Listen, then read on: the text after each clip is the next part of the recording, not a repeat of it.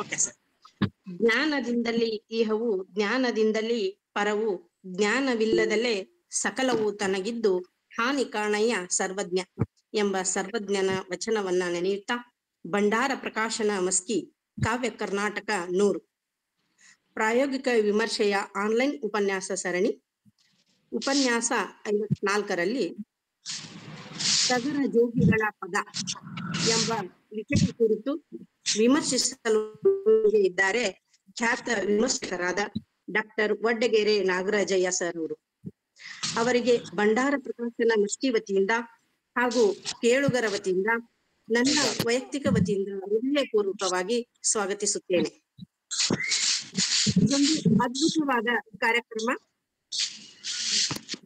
ಈ ಒಂದು ಕಾರ್ಯಕ್ರಮದ ಸಂಚಾಲಕ ಬಸವರಾಜ್ ಕೊಡಗುಂಟಿ ಸರ್ ಅವರಿಗೂ ಹಾಗೂ ಸಹ ಸಂಚಾಲಕರಾಗಿರುವಂತಹ ಶ್ರೀ ಅಬ್ರಾಯ್ ದೊರೆ ಸರ್ ಅವರಿಗೂ, ಸಂಯೋಜಕರಾದ ಶ್ರೀ ಮಧು ಬಿರಾದರ್ ಸರ್ ಅವರಿಗೂ ಹೃದಯಪೂರ್ವಕವಾಗಿ ಸ್ವಾಗತವನ್ನ ಬಯಸುತ್ತೇನೆ.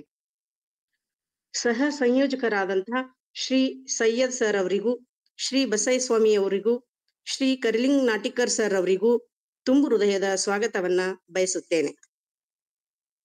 ಹಾಗೆ ಆಸಕ್ತಿಯಿಂದ ಆಲಿಸುವ ನನ್ನೆಲ್ಲ ಕನ್ನಡ ಮನಸ್ಸುಗಳಿಗೂ ಈ ಕಾರ್ಯಕ್ರಮಕ್ಕೆ ಆದರದ ಸ್ವಾಗತವನ್ನ ಬಯಸುತ್ತಾ, ಈಗ ನಮ್ಮೊಂದಿಗೆ ಇರುವಂತಹ ಡಾಕ್ಟರ್ ವಡ್ಡಗೆರೆ ನಾಗರಾಜ ಸರ್ ಅವರ ಒಂದು ಕಿರು ಪರಿಚಯವನ್ನ ಮಾಡುವ ಸೌಭಾಗ್ಯ ನನ್ನದಾಗಿದೆ.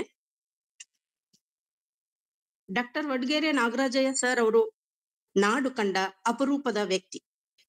ಕವಿಗಳು, ಲೇಖಕರು, ಅಧ್ಯಯನಕಾರರು, ಸಂಶೋಧಕರು, ಸಂಸ್ಕೃತಿ ಚಿಂತಕರು, ಕೃತಿಕಾರರು, ಸಂಘಟಕರು, ಜನಪರ ಹೋರಾಟಗಾರರು ಮತ್ತು ವಿವಿಧ ವಿಷಯಗಳ ಸಂಪನ್ಮೂಲ ವ್ಯಕ್ತಿ.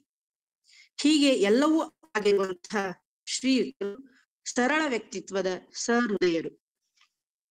ಇವರ ಜೀವನವನ್ನ ನೋಡಲಾಗಿ ಜನ್ಮದಿನ 3/3/1967.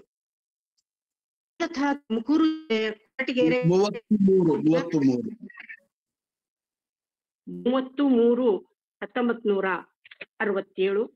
ಮೂಲತಃ ತುಮಕೂರು ಜಿಲ್ಲೆಯ ಕೊರಟಗೆರೆ ತಾಲೂಕಿನ ವಡ್ಡಗೆರೆ ಗ್ರಾಮದವರಾಗಿರುವ ಸರ್ ಅವರು ಈಗ ಬೆಂಗಳೂರು ನಿವಾಸಿಯಾಗಿದ್ದಾರೆ.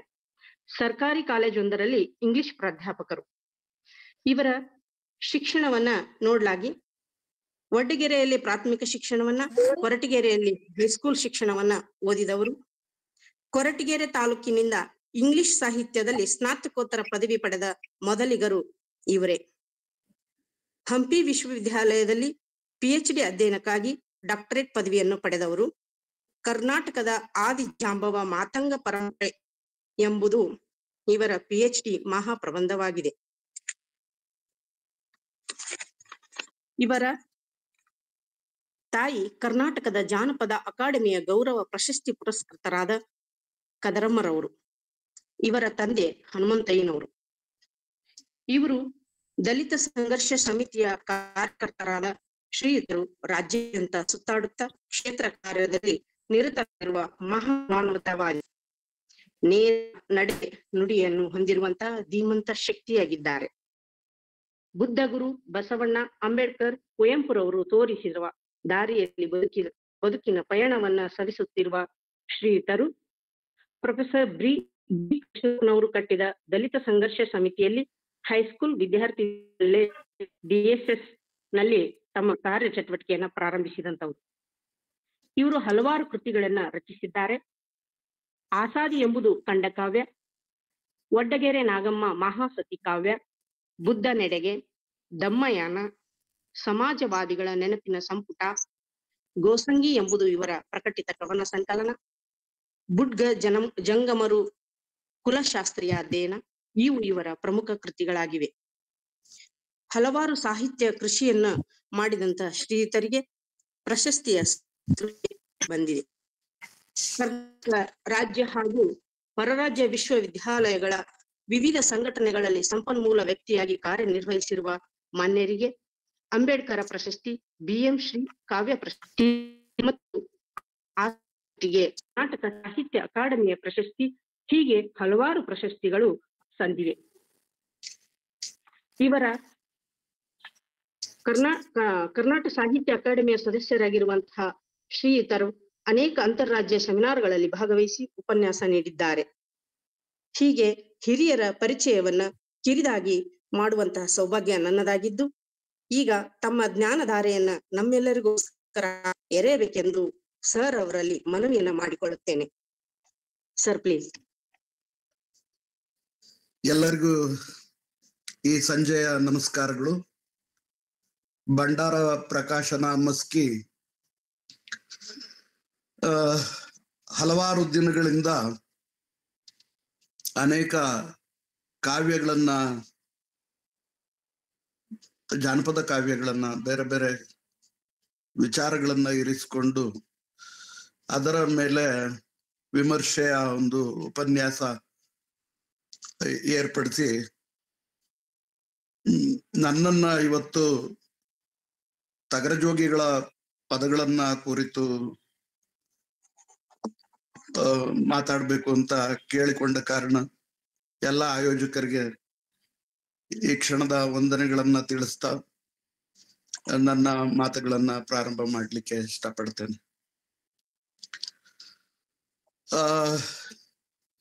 ಹೇಗೆ ನಾನು ಮಾತು ಪ್ರಾರಂಭಿಸ್ಬೇಕು ಅಂತ ಹೇಳಿ ನನಗೆ ಅರ್ಥ ಆಗ್ತಾ ಇಲ್ಲ. ಯಾಕಪ್ಪ ಅಂದ್ರೆ ತಗರ ಜೋಗಿಗಳು ಅಥವಾ ಟಗರು ಜೋಗಿಗಳು ಹೀಗೆ ಕರೆಯಲಾಗ್ತಾ ಇರ್ತಕ್ಕಂಥದ್ದೊಂದು ಸಮುದಾಯ ತಗರ ಪವಾಡವನ್ನ ಹಾಡ್ತಾ ಅಲೆಮಾರಿ ಸಮುದಾಯವಾಗಿ ಬದುಕ್ತಾ ಇದೆ. ಅಲೆಮಾರಿಗಳನ್ನ ಕುರಿತು, ಆದಿವಾಸಿಗಳನ್ನ ಕುರಿತು, ಬುಡಕಟ್ಟುಗಳನ್ನ ಕುರಿತು ಬ್ರಿಟಿಷರ ಕಾಲದಿಂದಲೂ ಕೂಡ ಮಾನವ ಕುಲಶಾಸ್ತ್ರೀಯ ಅಧ್ಯಯನಕಾರರಿಂದ ಅಧ್ಯಯನಗಳಾಗಿದ್ದಾವೆ. ವಿಶ್ವವಿದ್ಯಾಲಯಗಳು ಕೂಡ ಈ ಬುಡಕಟ್ಟುಗಳನ್ನ, ಅಲೆಮಾರಿಗಳನ್ನ ಕುರಿತು ತುಂಬಾ ಮಹತ್ವಪೂರ್ಣವಾದಂತ ಅಧ್ಯಯನ ಪ್ರಬಂಧಗಳನ್ನ PhD ಆಗಿರ್ಬೋದು, MPhil ಆಗಿರ್ಬೋದು, ಬೇರೆ ಯೋಜನಾ ಕಾರ್ಯಗಳ ಮೇಲೆ ಸಂಶೋಧನಾರ್ಥಿಗಳನ್ನ ತೊಡಗಿಸಿ ಮತ್ತು ಬೇರೆ ಬೇರೆ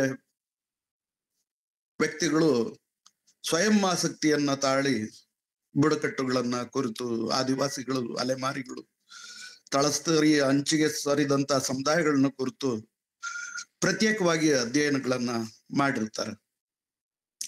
ಆದ್ರೆ ಆ ಅಧ್ಯಯನದ ಫಲಶ್ರುತಿಗಳು, ಫಲಿತಗಳು ಯಾವ ಮಟ್ಟಿಗೆ ಸಮಾಜದಲ್ಲಿ ಅನ್ವಯಗೊಂಡಿದ್ದಾವೆ ಅಂತ ಹೇಳಿ ಅದರ ಫಲಿತಾಂಶಗಳನ್ನ, ಅದರ ಭಾವಬಿಂಬಗಳನ್ನ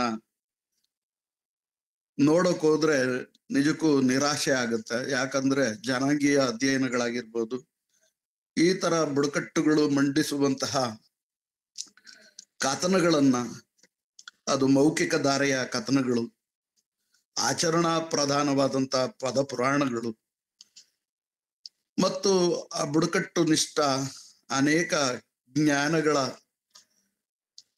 ವಿಚಾರಗಳು, ಇವೆಲ್ಲವೂ ಕೂಡ ಒಂದೋ ಸರಿಯಾಗಿ ಅಧ್ಯಯನ ಆಗಿಲ್ಲ ಸಮರ್ಪಕವಾಗಿ, ಅಥವಾ ಅಧ್ಯಯನ ಆಗಿರುವಂಥವು ಗ್ರಂಥಾಲಯಗಳ, ವಿಶ್ವವಿದ್ಯಾಲಯಗಳ ಕಪಾಟುಗಳಲ್ಲಿ ಧೂಳಿಡಿತಾ ಕುಳಿತಿದ್ದಾವೆ. ಅದಕ್ಕೆ ನನಗೆ ಹೇಗೆ ಮಾತು ಪ್ರಾರಂಭಿಸ್ಬೇಕು ಅಂತ ಹೇಳಿ ಗೊತ್ತಾಗ್ತಾ ಇಲ್ಲ ಅಂತ ನಿಮ್ಮ ಹತ್ರ ಆರಂಭಕ್ಕೆ ಹೇಳ್ಕೊಂಡೆ. ಟಗರ ಜೋಗಿಗಳು ಕುರುಬರ ಒಂದು ಉಪಕುಲ, ಆಶ್ರಿತ ಕುಲ. ಅವರನ್ನ ಕುರುಬರ ಹಳೆ ಮಕ್ಕಳು ಅಥವಾ ಹಳೆ ಪೈಕದವರು ಅಂತ ಕೂಡ ಕರೀತಾರೆ. ಈ ಟಗರ ಜೋಗಿಗಳು ನಾವು ಊರು ಕೇರಿಗಳಲ್ಲಿ ಏನು ನೋಡ್ತೇವೆ, ಭಿಕ್ಷಾಟನೆಗಳ ಮೇಲೆ ಬಂದಂತಹ ಧಾರ್ಮಿಕ ಭಿಕ್ಷುಕರಾಗಿರ್ಬಹುದು, ಅಥವಾ ಭಿಕ್ಷಾಟನೆಯನ್ನೇ ಒಂದು ವೃತ್ತಿಯನ್ನಾಗಿ ಅವಲಂಬಿಸಿ ಭಿಕ್ಷಾಟನೆಯ ಜೊತೆಗೆ ಕಲಾ ನೆಲೆಗಳನ್ನು ಪೋಷಿಸ್ತಾ ಹಾದಿ ಬೀದಿಗಳಿಗೆ ಬರುವಂತಹ ಭಿಕ್ಷುಕರನ್ನ ನಾವು ನೋಡಿದ್ದೇವೆ. ಅವರು ನಿಜವಾಗಿ ಅರ್ಥದಲ್ಲಿ ಅವರು ಭಿಕ್ಷುಕರೇ ಅಂತ ಹೇಳಿದ್ರೆ, ಸಿ.ಪಿ. ಬ್ರೌನ್ ಹೇಳುವ ಪ್ರಕಾರ ಅವರಿಗೆ ರಾಮಾಯಣ, ಮಹಾಭಾರತ ಮುಂತಾದ ಕಾವ್ಯಗಳನ್ನ ಮತ್ತು ಮುಖ್ಯವಾಹಿನಿ ಸಮುದಾಯಗಳ ಕುಲಕಥನಗಳನ್ನ ಮತ್ತು ಕುಲ ಸಂಬಂಧಗಳು ಹರಿದು ಹೋಗದಂತೆ ಸಾಂಸ್ಕೃತಿಕ ವಕ್ತಾರರಾಗಿ ಅವರ ವಂಶಾವಳಿ, ಭಾವಾವಳಿಗಳನ್ನ, ಇಂಥದನ್ನೆಲ್ಲನೂ ಕೂಡ ವಂಶವೃಕ್ಷ ಏನಿದೆ ಅವುಗಳನ್ನ ಹೇಳಿಕೊಂಡು ಬರುವ ಒಂದು ಮಿರಾಸಿ ವ್ಯವಸ್ಥೆಗೆ ಅಣಿಗೊಳಿಸಿ ಆ ಮೂಲಕ ಮೇಲ್ಸಮುದಾಯಗಳು ಇವರನ್ನ ಆಶ್ರಿತ ಕುಲಗಳನ್ನ ಪೋಷಿಸುವ ಒಂದು ವ್ಯವಸ್ಥೆ ಲಾಗಾಯತಿನಿಂದಲೂ ಜಾರಿಯಲ್ಲಿದೆ. ಅದು ಸಿ.ಪಿ. ಬ್ರೌನ್ ಬುಡ್ಗ ಜಂಗಮರನ್ನ ಕುರಿತು ಬೇಡ ಜಂಗಮರು ಅಂತ ಏನು ಬುಡ್ಗ ಜಂಗಮ ಅಥವಾ ಬೇಡ ಜಂಗಮ ಅಂತ ಹೇಳ್ತೇವೆ, ಅವರನ್ನ ಕುರಿತು ಅಧ್ಯಯನ ಮಾಡ್ತಾ ದಾಖಲಿಸ್ತಾನೆ. ಅಂದಾಗ ಇವತ್ತು ನಾವೇನು ಭಿಕ್ಷುಕರು ಅಂತ ಹೇಳಿ ಕಾಣ್ತಾ ಇದ್ದೇವೆ, ಆ ಭಿಕ್ಷಾಟನೆ ಅನ್ನೋದು ಅಥವಾ ಆ ತರದ ಸಾಂಸ್ಕೃತಿಕ ವಕ್ತಾರಿಕೆ ಅನ್ನೋದು ಕುಲವೊಂದು ಅಥವಾ ಜಾತಿಯ ಉಪವರ್ಗವೊಂದು ತಾನಾಗಿಯೇ ಅವಲಂಬಿಸಿದ್ದಲ್ಲ, ಅದು ಹೊರಿಸಿದ್ದು, ಏರಲ್ಪಟ್ಟಿದ್ದು. ಹೀಗೆ ತಗರ ಜೋಗಿಗಳು ಇವತ್ತು ಏನು ಅಲೆಮಾರಿಗಳಿದ್ದಾರೆ, ಆ ಅಲೆಮಾರಿಗಳು ನಮ್ಗೆ ಊರು ಕೇರಿಗಳಲ್ಲಿ ಅಷ್ಟಾಗಿ ಕಾಣಿಸೋದಿಲ್ಲ. ಅವರು ಹೆಚ್ಚಾನೆಚ್ಚು ಅಡವಿಗಳಲ್ಲಿ, ಹೊಲಮಾಳಗಳಲ್ಲಿ, ಕೆರೆ ಬಯಲುಗಳಲ್ಲಿ, ಹಳ್ಳ ಕೊಳ್ಳ, ದಿಣ್ಣೆ ದಿಬ್ಬ, ನದಿ ನದಾರ ಏನಿದೆ ಅಂತ ಕಡೆಗೆ ಹೆಚ್ಚು ಅವರು ಕಾಣಿಸ್ತಾರೆ. ಯಾಕಪ್ಪ ತಗರ ಜೋಗಿಗಳು ಆ ತರದ ಬಯಲುಗಳಲ್ಲಿ ಭಿಕ್ಷೆ ಬೇಡ್ತಾ ಕಾಣ್ತಾರೆ ಅಂತ ಆಲೋಚನೆ ಮಾಡಿದ್ರೆ, ಈ ಕುರಿಗಾರರು ಏನಿದ್ದಾರೆ, ಕುರುಬರು, ಆ ಕುರುಬರ ಉಪಕುಲಸ್ಥರಾಗಿ ಅವರು ಎಲ್ಲೆಲ್ಲಿ ಕುರಿಗಾರರು ವಲಸೆ ಹೋಗ್ತಾ ಇರ್ತಾರೋ ಆ ವಲಸೆಯ ಚಲನೆಯ ದಾರಿಯುದ್ದಕ್ಕೂ ಆ ದಾರಿಯನ್ನು ಅನುಸರಿಸಿ ಇವರು ಅಡವಿಗಳಲ್ಲಿ, ಹೊಲಮಾಳಗಳಲ್ಲಿ ಎಲ್ಲೆಲ್ಲಿ ಕುರುಬರು ಮಂದೆ ಕೂಡ್ತಾರೋ ಕುರಿಮಂದೆಯನ್ನ ಅಂತ ಕಡೆಗೆ ಹುಡುಕಿ ಹೋಗ್ತಾ ಇರ್ತಾರೆ. ಹಾಗೆ ಈ ಬಯಲು ಕುರಿಗಾರರನ್ನ, ವಲಸೆ ಕುರಿಗಾರರನ್ನ ಕಾಡು ಮೇಡುಗಳಲ್ಲಿ ಎಲ್ಲೆಲ್ಲಿರ್ತಾರೋ ಆ ಕುರಿ ಜಾಡನ್ನ ಹಿಡಿದು ಹುಡುಕಿಕೊಂಡು ಹೋಗೋ ಕಾರಣ ಇವರು ಒಂದು ರೀತಿಯ ಅಡವಿ ಭಿಕ್ಷುಕರು, ಅಲೆಮಾರಿಗಳು. ಅಡವಿನಲ್ಲಿ ಹೆಚ್ಚು ಕಂಡು ಬರುವ ಅಂದ್ರೆ ಹಳ್ಳಕೊಳ್ಳಗಳು, ದಿಣ್ಣೆ ದಿಬ್ಬಗಳು, ಕಾಡು ಮೇಡುಗಳು, ಕೋಚಲ್ ಕಾಡುಗಳು, ಬಯಲುಗಳಲ್ಲಿ ಅಪರೂಪಕ್ಕೆ ಕಾಣಿಸುವಂತವ್ರು ಇವ್ರ ಬಗ್ಗೆ ಯಾವುದೇ ಜನಾಂಗೀಯ ಅಧ್ಯಯನಕಾರರು ಅಧ್ಯಯನ ಮಾಡಲಿಲ್ಲ. Edgar Thurston, Ananthakrishna Iyer, Rangacharya, KP. Singh, KS. Singh, ಇದೇ ಸಿ.ಪಿ. ಬ್ರೌನ್, ವೆರಿಯರ್ ಎಲ್ವಿನ್, ಇಂತೆಲ್ಲ ಅಧ್ಯಯನಕಾರರಿಗೆ ಈ ಟಗರ ಜೋಗಿಗಳು ಸಿಗದೆ ಇರೋದು ಅಧ್ಯಯನಕ್ಕೆ ಒಂದು ಆಶ್ಚರ್ಯಕರ ಸಂಗತಿ. ಯಾಕೆಂದ್ರೆ ಟಗರ ಜೋಗಿಗಳು ಕುರುಬರ ಆಶ್ರಿತ ಉಪಕುಲವಾಗಿರುವುದರಿಂದ ಕುರುಬರೊಂದಿಗೆ ಅವರನ್ನ ಗುರುತಿಸ್ಬಿಟ್ಟಿದ್ದಾರೆ. ಟಗರ ಜೋಗಿಗಳು ಹಾಡುವಂತಹ ಪದ ಟಗರ ಪವಾಡದ ಪದ. ಟಗರ ಪವಾಡದ ಪದದಲ್ಲಿ ಒಂದು ಟಗರ ಪವಾಡ ಅಂತ ಒಂದನ್ನ ನೋಡ್ತೇವೆ, ಇನ್ನೊಂದು ಸಿದ್ಧಮಂಕ ಚರಿತೆ ಅಂತ ಇನ್ನೊಂದು ನೋಡ್ತೇವೆ. ಅವರು ಹೇಳುವ ಕಥನದಲ್ಲಿ ಟಗರ ಪವಾಡದ ಪದಗಳು ಅವು ಗದ್ಯ ಪದ್ಯ ಮಿಶ್ರಿತವಾದಂತ ಒಂದು ಚಂಪು ಕಾವ್ಯ ಸಾಂಗತ್ಯ ಆ ತರದ ರೂಪದಲ್ಲಿದೆ. ಟಗರ ಪವಾಡ ಕೃತಿಯನ್ನ ನಮ್ಮ ಪ್ರೊಫೆಸರ್ ಎಂ ಕಲಬುರ್ಗಿ ಅವರು, ಎಫ್.ಟಿ. ಹಳ್ಳಿಕೇರಿ ಅವರು, ಮತ್ತೆ ಇನ್ನೊಬ್ರು ಅವ್ರ ಹೆಸರೇನು ಪರಶುರಾಮಯ್ಯ ಅಂತ ಹೇಳಿ ಇವರು ಸಂಗ್ರಹಿಸಿ ಅದಕ್ಕೆ 2004 ಇಸ್ವಿನಲ್ಲಿ ಒಂದು ಪ್ರಸ್ತಾವನೆಯನ್ನು ಬರೀತಾರೆ. ಬರಿತಾ ಅವ್ರು ಏನ್ ಹೇಳ್ತಾರೆ ಅಂದ್ರೆ, ಇದು 17ನೇ ಶತಮಾನದಲ್ಲಿ ರಚಿತವಾಗಿರ್ತಕ್ಕಂಥ ಕೃತಿ ಅಂತ. 638 ಪದ್ಯಗಳು ಅದರಲ್ಲಿದೆ. ಆದ್ರೆ ಯಾರೋ ರಚಿಸಿ ಹೋಗಿರುವ 17ನೇ ಶತಮಾನದಲ್ಲಿ ಈ ಕೃತಿ ಏನಿದೆ, ಸಾಂಗತ್ಯ ಕೃತಿ, ಆ ಕೃತಿಗೆ ಯಾವ ಕವಿ ಅದನ್ನ ರಚಿಸಿರೋದು, ಯಾವ ಲೇಖಕ ಅನ್ನುವಂಥದ್ದು ಅದು ಸಿಕ್ಕಿಲ್ಲ, ಗುರುತು ಸಿಕ್ಕಿಲ್ಲ. ಆದ್ರೆ ಆತರ ಒಂದು ತಗರ ಪವಾಡ ಕೃತಿಯನ್ನ, ಸಿದ್ಧಮಂಕ ಚರಿತೆ ಕೃತಿಯನ್ನ ರಚನೆ ಮಾಡೋದಕ್ಕೆ ಪ್ರೇರಣೆ ಆಗಿರುವಂಥದ್ದು, ಆಧಾರ ಆಗಿರುವಂಥದ್ದು ತಗರ ಜೋಗಿಗಳು ಹಾಡಿಕೊಂಡು ಬರುವಂತಹ ತಗರ ಪವಾಡದ ಕಥನಗಳೇನಿದೆ ಅವು. ತಗರ ಪವಾಡದ ಕಥನ ಕಲ್ಯಾಣಪಟ್ಟಣದ ಏನು ಬಸವಣ್ಣನವರಿದ್ರು, ಕಲ್ಯಾಣಪಟ್ಟಣದಲ್ಲಿ ಶರಣರಿದ್ರು, ಅಲ್ಲಿಂದ ಕಲ್ಯಾಣಪಟ್ಟಣದ ಉಲ್ಲೇಖದಿಂದ ಪ್ರಾರಂಭ ಆಗುತ್ತೆ.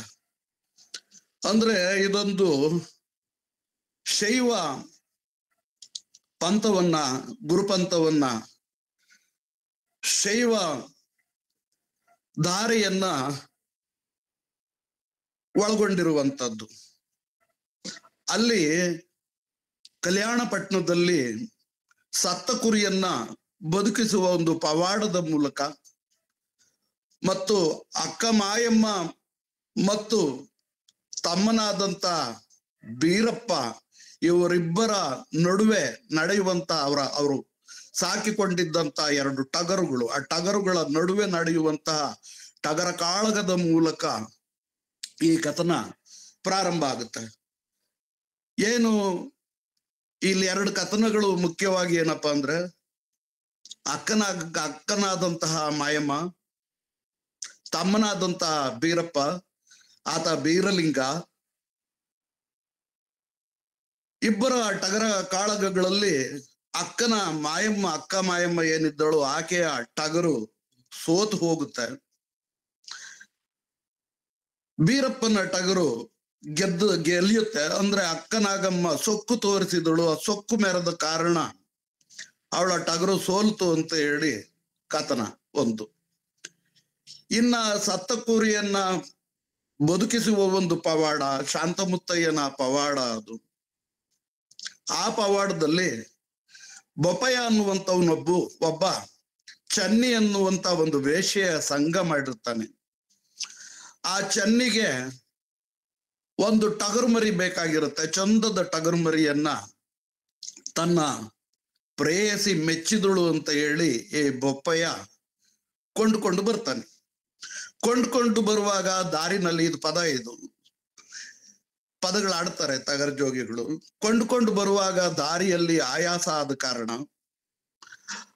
ಅವನೊಂದು ಮರದ ಕೆಳಗೆ ನೆರಳಿನಲ್ಲಿ ಮಲಗ್ತಾನೆ. ಮಲಗಿದಾಗ ಆ ಕುರಿ ಏನು ಟಗರ್ ಮರಿ ಇತ್ತು ಅದು ಅವನಿಂದ ತಪ್ಪಿಸ್ಕೊಂಡು ಹೋಗಿ ಅಲ್ಲೇ ಹತ್ತಿರದಲ್ಲೇ ಇದ್ದಂತ ತ್ರಿಪುರಾಂತಕ ಶಿವದೇವಾಲಯವನ್ನ ತಲುಪುತ್ತೆ. ತ್ರಿಪುರಾಂತಕ ಶಿವದೇವಾಲಯವನ್ನ ತಲುಪಿದ ಟಗರ್ ಮರಿ ಶಿವಲಿಂಗದ ಸುತ್ತ ಎಲ್ಲ ಹಿಕ್ಕೆ ಗಂಜಳ ಒಯ್ದು ಅದರ ಪಾವಿತ್ರ್ಯವನ್ನ ಹಾಳು ಮಾಡ್ತು ಅಂತ, ಚೇಷ್ಟೆಗಳನ್ನ ತೋರಿಸ್ತು ಅಂತ. ಅದು ಚೇಷ್ಟೆಗಳು ಮಾಡುವಾಗ ಅಲ್ಲಿ ಕಿನ್ನರಿ ಬೊಮ್ಮಯ್ಯ ಅಂತ ಒಬ್ಬ ಭಕ್ತ ಇರ್ತಾನೆ. ಆ ಕಿನ್ನರಿ ಬೊಮ್ಮಯ್ಯ ವಚನಕಾರ. ಅವನು ಬಂದು ಈ ಬೊಪ್ಪಯ್ಯನಿಂದ ನಿನ್ನ ಟಗರಿಗೆ ಬೆಲೆ ಎಷ್ಟು ಹೇಳ್ತೀಯ, ಬೆಲೆ ಹೇಳು.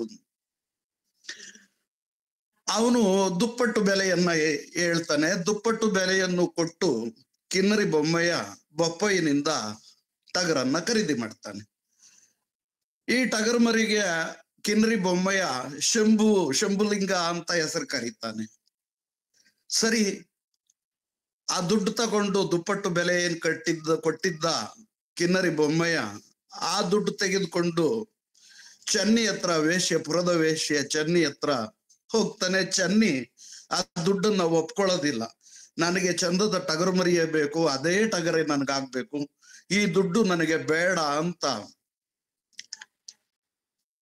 ಹೇಳ್ತಾಳೆ. ಹೇಳಿದಾಗ ಆ ಕಿನ್ನರಿ ಬೊಮ್ಮಯ್ಯನ ಹತ್ರ ಬಂದು ಕಿನ್ನರಿ ಬೊಮ್ಮಯ್ಯನ ಎದುರುಗಡೆಗೆ ಮತ್ತೆ ಇವರ ಯುದ್ಧ, ಒಂದು ಕಾಳಗ ಆಗುತ್ತೆ. ಯಾರು ಇದೆ ಬೊಪ್ಪಯ್ಯ, ಆ ಚನ್ನಿಯ ಕಡೆಯವರ ದೊಡ್ಡ ಕಾಳಗ ಕಿನ್ನರಿ ಬೊಮ್ಮಯ್ಯನ ಎದುರುಗಡೆಗೆ. ಕಿನ್ನರಿ ಬೊಮ್ಮಯ್ಯ ಟಗರು ಕೊಡೋದಕ್ಕೆ ಒಪ್ಪೋದೇ ಇಲ್ಲ, ಆದ್ರೆ ಕಾಳಗದಲ್ಲಿ ಕಿನ್ನರಿ ಬೊಮ್ಮಯ್ಯನೇ ಗೆಲ್ತಾನೆ. ಆದ್ರೆ ಕಿನ್ನರಿ ಬೊಮ್ಮಯ್ಯ ಏನ್ ಮಾಡ್ದ ಅಂದ್ರೆ ಆ ಟಗರನ್ನ ತಗೊಂಡು ಶಾಂತಮುತ್ತಯ್ಯ ಅನ್ನುವಂತವನ ಕುರಿರೊಪ್ಪಕ್ಕೆ ಬಿಟ್ಟು ಬರ್ತಾನೆ. ನಿನ್ನ ಬಳಿ ಇರ್ಲಿ ಈ ಕುರಿರೊಪ್ಪದಲ್ಲಿ ಅಂತ. ಆ ಕುರಿರೊಪ್ಪದಲ್ಲಿದ್ದಂತ ಆ ಟಗರು ಅಂದ ಚಂದವಾಗಿ ಇನ್ನೂ ಚಂದವಾಗಿ ಬೆಳೀತು. ಬೆಳೆದ್ರೆ ಈ ಕಾಯಿಲೆಗಳಿಗೆ ಗುರಿಯಾಗಿ ಒಂದು ದಿವಸ ಸತ್ತು ಹೋಯ್ತು. ಚಂದದ ಟಗರು ಸತ್ತೋದಾಗ ಈ ಸತ್ತು ಕುರಿನ ಹೊತ್ತು ಮಾರ್ಬೇಕು ಅಂತ ಹೇಳಿ ಆ ಕುರಿಯ ಒಂದು ಮಾರಾಟದ, ಕುರಿ ಮಾಂಸದ ಮಾರಾಟದ ಒಂದು ಪ್ರಸಂಗ ಬರುತ್ತೆ. ಹಾಲು ಕಾವುಡಿನಲ್ಲಿ ಕುರಿ ಮಾಂಸ ಇಟ್ಟು ಅಥವಾ ಸತ್ತು ಕುರಿಯನ್ನು ಇಟ್ಟು ಇವರು ಮಾರಾಟ ಮಾಡುವಂತದ್ದು.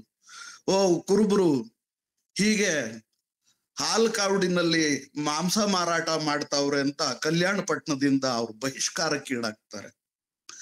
ಕಲ್ಯಾಣಪಟ್ಟಣದಿಂದ ಬಹಿಷ್ಕಾರಕ್ಕೀಡಾದಾದ್ಮೇಲೆ ಕುರುಬರಿಗೆ ಕುಲವಿಲ್ಲ, ಕುರುಬರಿಗೆ ಲಿಂಗವೂ ಇಲ್ಲ. ಆದ್ರೆ ಸತ್ತ ಕುರಿಯನ್ನ ಮತ್ತೆ ಬದುಕಿಸ್ತೀನಿ ಅಂತ ಹೇಳಿ ವೀಳ್ಯ ಸ್ವೀಕರಿಸಿದಂತಹ ಶಾಂತಮುತ್ತಯ್ಯ ತಾನು ಶಿವನನ್ನ ಪ್ರಾರ್ಥನೆ ಮಾಡಿ ಕುರಿಯನ್ನ ಬದುಕಿಸಿ, ಇದು ನಂಜೈಗಾರ್ಲಪಲ್ಲಿಯಲ್ಲಿ ಇರ್ತಕ್ಕಂತಹ ಟಗರಜೋಗಿಗಳು, ಗೌರಿಬಿದನೂರು ತಾಲೂಕು ಮತ್ತು ಅದೇ ಗೌರಿಬಿದನೂರು ತಾಲೂಕಿನ ನಗರಗೆರೆ ಗ್ರಾಮದಲ್ಲಿರುವಂತಹ ಟಗರು ಜೋಗಿಗಳು ಮಂಡಿಸುವಂತ ಕಥನ ಇದು, ಪದ ಇದು. ಆಮೇಲೆ ಆ ಶಿವನನ್ನ ಪ್ರಾರ್ಥಿಸಿ ಟಗರನ್ನ ಬದುಕಿಸ್ಕೊಳ್ತಾರೆ, ಸತ್ತ ಟಗರನ್ನ. ಸತ್ತ ಟಗರಿಗೆ ಜೀವ ಬರ್ಲಾಗಿ ಕುರುಬರಿಗೆ ಕುಲವಿಲ್ಲ ಅಂತ ಹೇಳಿದ್ರಲ್ಲ, ಆ ಕುರುಬರ್ನೆಲ್ಲ ಕಲ್ಯಾಣಪಟ್ಟಣದಿಂದ ಆಚೆಗೆ ಬಹಿಷ್ಕಾರ ಮಾಡಿದ್ದು ಕುರುಬರ್ನೆಲ್ಲ ಶಾಂತಮುತ್ತಯ್ಯನ ಈ ಪವಾಡದಿಂದಾಗಿ, ಅದೇ ಟಗರ ಪವಾಡ, ಸತ್ತ ಕುರಿಯನ್ನ ಬದುಕಿಸುವ, ಸತ್ತ ಟಗರನ್ನು ಬದುಕಿಸುವ ಪವಾಡ. ಆದ್ರಿಂದ ಕುರುಬರಿಗೆ ಕುಲವಿದೆ ಅಂತ ಹೇಳಿ ಕುರುಬರಿಗೆ ಕುಲ ಕೊಟ್ಟು ಕಲ್ಯಾಣಪಟ್ಟಣಕ್ಕೆ ಮತ್ತೆ ಸೇರಿಸ್ಕೊಂಡ್ರು. ಈ ತರದ ಒಂದು ಪದವನ್ನು ಆಡ್ಕೊಂಡು ಟಗರ ಜೋಗಿಗಳು ಎಲ್ಲೆಲ್ಲಿ ಕುರುಬರು ಬೀಡು ಬಿಟ್ಟಿರ್ತಾರೆ ಅಲ್ಲಿಗೆ ಕಾಡು ಮೇಡುಗಳು ಅಲಿದು ಹೋಗ್ತಾ ಇರ್ತಾರೆ. ಈಗಿರ್ಲಾಗಿ ಜೋಗಯ್ಯನಪಲ್ಲಿ ಅಂತ ಹೇಳಿ ಒಂದೂರು. ಆ ಜೋಗೈಗಾರ್ಲಪಲ್ಲಿ ಅಥವಾ ಜೋಗಯ್ಯನಪಲ್ಲಿ ಎನ್ನುವಂತದ್ದು, ಜೋಗನ್ನಪಲ್ಲಿಗೆಲ್ಲ ಕರೀತಾರ ಊರ್ನ. ಈ ಊರನ್ನ ಇವತ್ತು ನರಸಿಂಹರೆಡ್ಡಿ ಹಳ್ಳಿ ಅಥವಾ ನರಸಿಂಹರೆಡ್ಡಿಪಲ್ಲಿ ಅನ್ನುವಂತ ಹೆಸರಿನಿಂದ ಗುರುತಿಸ್ತಿದ್ದಾರೆ ಗೌರಿಬಿದನೂರು ತಾಲೂಕಿನಲ್ಲಿ. ಅಲ್ಲಿ ವೀರಶೈವರಿಗೂ ಮತ್ತು ಈ ಟಗರ ಜೋಗಿಗಳಿಗೂ ದೊಡ್ಡ ಕದನ ನಡೆಯುತ್ತೆ. ಅದು ವೀರಭದ್ರ ದೇವಸ್ಥಾನಕ್ಕೆ ಸಂಬಂಧಿಸಿದಂತಹ ಕದನ. ಆ ವೀರಭದ್ರನಾದರೂ ಮೊದಲು ಯಾರು ಅಂದ್ರೆ ಅವನು ಬೀರಲಿಂಗೇಶ್ವರ. ಆ ಬೀರಲಿಂಗೇಶ್ವರ ಅಥವಾ ಬೀರಪ್ಪ ಅಂತ ಹೇಳಿ ಏನು ಪೂಜೆಗೊಳ್ತಾ ಇದ್ದ ಆ ದೇವರು, ಆ ದೇವಸ್ಥಾನದಲ್ಲಿ ವೀರಶೈವರ ಒಂದು ಪ್ರಭಾವ ಹೆಚ್ಚಾಗ್ತಾ, ಅವರ ಶಕ್ತಿ ಹೆಚ್ಚಾಗ್ತಾ ಆ ಟಗರ ಜೋಗಿಗಳ ಮೇಲೆ ದಾಳಿ ಮಾಡಿ ಆ ಟಗರ ಜೋಗಿಗಳನ್ನ ಆ ಊರಿನಿಂದ ಓಡಿಸ್ಬಿಡ್ತಾರೆ. ಅಲ್ಲಿವರೆಗೂ ಆ ಟಗರ ಜೋಗಿಗಳ ಆ ಊರಿಗಿದ್ದಂತ ಹೆಸರು ಜೋಗಯ್ಯನಪಲ್ಲಿ. ಆ ಜೋಗಯ್ಯನಪಲ್ಲಿಯಿಂದ ಅವ್ರ ಆಚೆಗೆ ಬಂದಾದ ಮೇಲೆ ಆ ಊರಿಗೆ ನರಸಿಂಹರೆಡ್ಡಿಪಲ್ಲಿ ಅಥವಾ ನರಸಿಂಹರೆಡ್ಡಿ ಹಳ್ಳಿ ಅಂತ ಹೇಳಿ ಹೆಸರು ಕೊಟ್ಕೋತಾರೆ. ಇಲ್ಲಿ ಜೋಗಯ್ಯ ಅಥವಾ ಜೋಗನ್ನಪಲ್ಲಿ ಅನ್ನಲ್ಲ, ಅದ್ರೊಳಗೆ ಆ ಶಬ್ದ ಇದೆ. ಅದು ಈ ವಲಸೆಯ ದಾರಿ, ಚಲನೆಯ ದಾರಿ ಹೇಗಿದೆ ಅನ್ನೋದಕ್ಕೆ ನಾನು ನಿಮ್ಗೆ ಇದನ್ನ ಹೇಳ್ತಾ ಇರೋದು. ಅವ್ರು ಬಂದು ಟಗರ ಜೋಗಿಗಳು ಆ ಊರ್ ಬಿಟ್ಟು ನಗರಗೆರೆ ಅನ್ನುವಂತ ಗ್ರಾಮಕ್ಕೆ ಬಂದು ತಲುಪ್ತಾರೆ. ಅಲ್ಲಿ ಆದಿನಾರಾಯಣಪ್ಪ, ದೊಡ್ಡನಾರಾಯಣಪ್ಪ, ದೊಡ್ಡಯ್ಯ, ಅಂಜನಪ್ಪ ಈ ತರದ ಕುಟುಂಬಗಳಲ್ಲಿ ಬಂದು ಟಗರ ಜೋಗಿಗಳು ನೆಲೆಗೊಳ್ತಾರೆ. ಮತ್ತಲ್ಲಿಂದ ಚದುರಿ ಹೋದಂತಹ ಟಗರ ಜೋಗಿಗಳು ನಂಜೇಗಾರ್ಲಪಲ್ಲಿ, ಮಲೆನಹಳ್ಳಿ ಕ್ರಾಸು, ಹಿಂಗೆ ಅನೇಕ ಊರುಗಳಲ್ಲಿ ಅವರು ಉಳಿತಾರೆ. ಮತ್ತೆ ಅನೇಕ ಟಗರ ಜೋಗಿಗಳ ಗುಂಪುಗಳು ಬೇರೆ ಬೇರೆ ಚೆಲ್ಲುವರ್ದು ಕೊಪ್ಪಳ ಆ ಕಡೆಗೆ ಬಿಜಾಪುರ ಅಥವಾ ಈಗ ಏನು ವಿಜಯಪುರ ಅಂತ ಕರಿತೀವಿ ಇತ್ ಕಡೆಗೆಲ್ಲ ಹೋಗ್ತಾರೆ. ಅಲ್ಲಿ ವಿಜಯಪುರಕ್ಕೆ ಹೋದಂತಹ ಆ ಭಾಗದ ಜನ ಮುದ್ದೇಬಿಹಾಳ ತಾಲೂಕಿನ ಸರೂರು ಅಲ್ಲಿ ಶಾಂತಮುತ್ತಯ್ಯ ಪವಾಡ ಮೆರೆದ ಅಂತ ಹೇಳಿ, ಶಾಂತಮುತ್ತಯ್ಯನ ಊರು ಅದು ಸರೂರು, ಮಠ ಇರುವುದು ಕುರುಬರ ಮೂಲ ಮಠ, ಮೂಲ ಸಂಸ್ಥಾನ ಇರುವುದು ಅಲ್ಲಿ, ಕುರುಬರ ಕಾಶಿ ಅಂತ ಅದನ್ನ ಕರೀತಾರೆ ಅಂತ ಹೇಳಿ, ಅಲ್ಲಿ ಆ ರೇವಣ ಸಿದ್ಧನ, ಅಮೋಘ ಸಿದ್ಧನ ಮತ್ತು ಮಂಕ ಸಿದ್ಧನ ಪರಂಪರೆಯ ಕಥನಗಳನ್ನ ಹೇಳ್ತಾ ಅಲ್ಲಿ ಆ ಭಾಗದಲ್ಲಿ ನೆಲೆಸ್ತಾರೆ. ಕೆಲವರಂತೂ ಈ ಸೊನ್ನಲಿಗೆ ಸೊಲ್ಲಾಪುರ ಏನಿದೆ, ಆ ಸೊನ್ನಲಿಗೆ ಸಿದ್ದರಾಮನ ಪರಂಪರೆಯೇ ಈ ಮಂಕಸಿದ್ಧ ಪರಂಪರೆ ಅಂತ.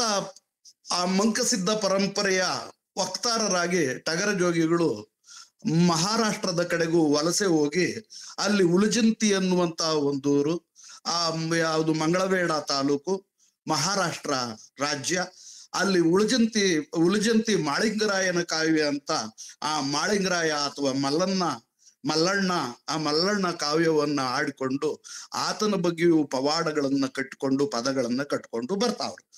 ಆ ಮಲ್ಲಣ್ಣ ಅಥವಾ ಮಾಳಿಂಗರಾಯ ಅವನ ಪವಾಡ ಆದ್ರೂ ಏನಂದ್ರೆ 701 ಬೇಡರು ಕಿಲಾರಿ ದನಗಳನ್ನ ಕದ್ದೊಯ್ತಿರ್ತಾರೆ. 700 ಮಂದಿ ಬೇಡರು ಕಿಲಾರಿ ದನಗಳನ್ನ ಕದ್ದೊಯ್ಯುವಾಗ ಈ ಉಲಜಂತಿ ಮಾಳಿಂಗರಾಯ ಆ 701 ಜನರನ್ನ ಬೆನ್ನಟ್ಟಿ ಹೋಗಿ ತನ್ನ ಚಪ್ಪಗೊಡ್ಲಿಯಿಂದ 700 ಜನರನ್ನ ಕೊಂದು ಒಬ್ಬರನ್ನ ಮಾತ್ರ ಉಳಿಸ್ತಾನೆ. ಆ ಒಬ್ಬರು ಉಳಿದವರು ಅವರು ಈ ಕುಲದ ಕಥನಗಳನ್ನು ಹೇಳ್ತಾ ಬರ್ತಾ ಇರ್ಬೇಕು. ಹೇಗೆ ಅಂದ್ರೆ ಕುಲದ ಕಥನಗಳನ್ನ ಹೇಳೋದು ಅಂದ್ರೆ ಈ ಬ್ರಾಂಟಮ್ಮಂದಿರ್ತಾರೆ, ಈ ಕುರಿ ಒಂದಿರುತ್ತೆ, ದಾಯಾದಿ ಕಲಹ ಏರ್ಪಡುತ್ತೆ. ದಾಯಾದಿ ಕಲಹ ಏರ್ಪಟ್ಟಾಗ ತಮ್ಮನ ಅಣ್ಣನಾದವನು ಆ ಕೊಂಬನ್ನ ತಲೆಯನ್ನ ಹಿಡ್ದು ಎಳಿತಾ ಇರ್ತಾನೆ, ತಮ್ಮನಾದವನು ಕಾಲುಗಳನ್ನ ಹಿಡಿದು ಹಿಂದಕ್ಕೆ ಎಳಿತಾ ಇರ್ತಾನೆ. ಅಣ್ಣನಾದವನು ಏನು ಎಳಿತಾ ಇದ್ದ ತಲೆ ಕೊಂಬು ಹಿಡ್ಕೊಂಡು, ತಮ್ಮನಾದವನು ಏನು ಕಾಲುಗಳನ್ನ ಹಿಡ್ಕೊಂಡು ಹಿಂದಕ್ಕೆ ಎಳಿತಿದ್ದ ಬಿರುಸಿನಲ್ಲಿ ಆ ಕುರಿ ಎರಡಾಗಿ ಹೋಳಾಗೋಯ್ತು. 2 ಹೋಳಾಗಿ ಹೋದಾಗ ತಲೆ ಹಿಡಿದುಕೊಂಡವನು ಉಣ್ಣೆ ಕಂಕಣದ ಕುರುಬರಾದ್ರು, ಕಾಲು ಹಿಡಿದುಕೊಂಡವನು ಹತ್ತಿ ಕಂಕಣದ ಕುರುಬರಾದ್ರು, ಮತ್ತು ಅದ್ ನಿಂತು ನೋಡ್ತಾ ಇದ್ದವನು ಒಬ್ಬ ಕಟುಕನಾದ, ಇನ್ನೊಬ್ಬ ಪೂಜಾರಿಯಾದ. ಕುರುಬರು ಅವರು ಕುರಿ ಮರಿಯನ್ನ ಅಥವಾ ಕುರಿ ಮಾಂಸವನ್ನ ಉಣಬಡಿಸ್ಬೇಕಾದಾಗ ಆ ಕುರುಬರಲ್ಲೇ ಪ್ರತ್ಯೇಕವಾದ ಕಟುಕರಿರ್ತಾರೆ, ಅವರು ನಿಂತು ನೋಡ್ತಾ ಇರುವಂತವ್ರಾಗಿದ್ರು.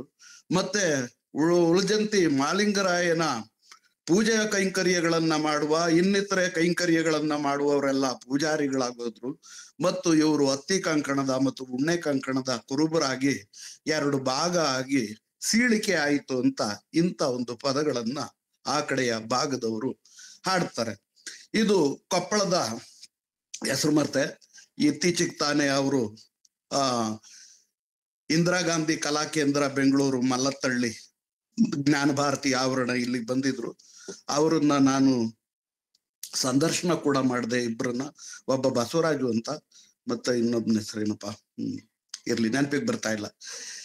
ಹೀಗೆ ಇವರು ಅವರ ಕಥನಗಳನ್ನ ಆಡ್ತಾರೆ. ಮತ್ತೆ ಮಾಳಿಂಗರಾಯನ ಪದಗಳನ್ನ ಹಾಡುವಂತವ್ರನ್ನ ಕೂಡ ನಾನು ಹೆಣ್ಮಕ್ಳನ್ನ ಸಂದರ್ಶನ ಮಾಡಿದೆ, ಅವರು ಕೂಡ ಬಂದಿದ್ರು.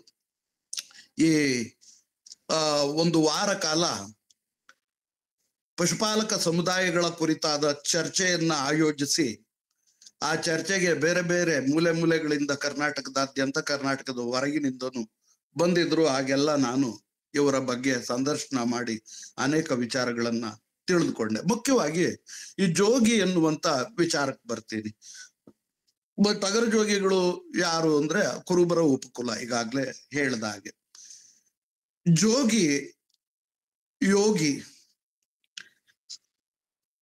ಈ ಜೋಗಿ ಎನ್ನುವಂಥದ್ದು ನಾಥ ಪರಂಪರೆಯಲ್ಲಿ ಬರುವಂತಹ ಒಂದು ನಾಥಸಿದ್ಧ ಪರಂಪರೆಯಲ್ಲಿ, ಕಾಪಾಲಿಕ ನಾಥಸಿದ್ಧ ಪರಂಪರೆಯಲ್ಲಿ ಬರುವ ಒಂದು ಶಬ್ದ. ಅರ್ಜುನ ಜೋಗಿಗಳು, ಭೈರವ ಜೋಗಿಗಳು, ಕಾಪಾಲಿಕ ಜೋಗಿಗಳು ಹೀಗೆಲ್ಲ ನಾವು ಕರಿತೇವೆ. ಮತ್ತೆ ಇಲ್ಲಿ ಜೋಗಿ ಆಗುವಂತವ್ರಿಗೆ ಕಿವಿಗೆ ಕಾನ್ಫಟ ಮಾಡಿಸ್ಕೋಬೇಕು, ಕಿವಿ ಉಂಗುರ ಹಾಕೋಬೇಕು, ಪಂಚಮಕಾರಗಳನ್ನ ಅನುಸರಿಸ್ಬೇಕು. ಪಂಚಮಕಾರಗಳು ಅಂದ್ರೆ ಮಾಂಸ, ಮತ್ಸ್ಯ ಅಂದ್ರೆ ಮೀನನ್ ತಿನ್ನೋದು, ಮಾಂಸನ್ ತಿನ್ನೋದು, ಮುದ್ರ, ಮೈಥುನ, ಇನ್ನೊಂದು ಯಾವುದು, 5 ಒಂದೊಂದು ಮಾಂಸ, ಮೀನು ಅಥವಾ ಮತ್ಸ್ಯ, ಮುದ್ರ, ಮೈಥುನ ಅಂದ್ರೆ ಶವಸಂಭೋಗ. ಈಗ ಅಗೋರಿಗಳ ನಾಯಕ ಕೀನಾ ರಾಮ್, ಈ ತರದ ನಾಥ ಜೋಗಿಗಳ ಒಂದು ಏನೋ ಲಿಂಕ್, ಒಂದು ಕೊಂಡಿ ಇವರಲ್ಲಿ ಬೆಸ್ತುಕೊಂಡಿದೆ. ಆದ್ರೆ ಇದನ್ನ ಜೋಗಿ ದೀಕ್ಷೆ ಅಂತಾನೆ ಇವರು ಕರೀತಾರೆ.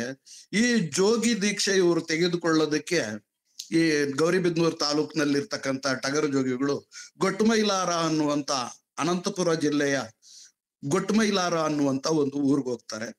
ಅಲ್ಲಿ ಗೊಟ್ಟಮೈಲಾರದಲ್ಲಿ ಗೊಟ್ಟಮಲ್ಲನ್ನ, ಒಂದು ಗುಟ್ಟೆ ಮೇಲಿರುವಂತದ್ದು ಗೊಟ್ಟಮಲ್ಲನ್ನ ಅಂತ ಹೇಳಿ ಅದು ಕರೀತಾರೆ. ಅಲ್ಲೆಲ್ಲ ಇವರು ಟಗರು ಜೋಗಿಗಳಿಗೆ ದೀಕ್ಷೆ ಕೊಡುವಂತ ಶೂರದಾರರು, ಗುರುಗಳು ಇರ್ತಾರೆ.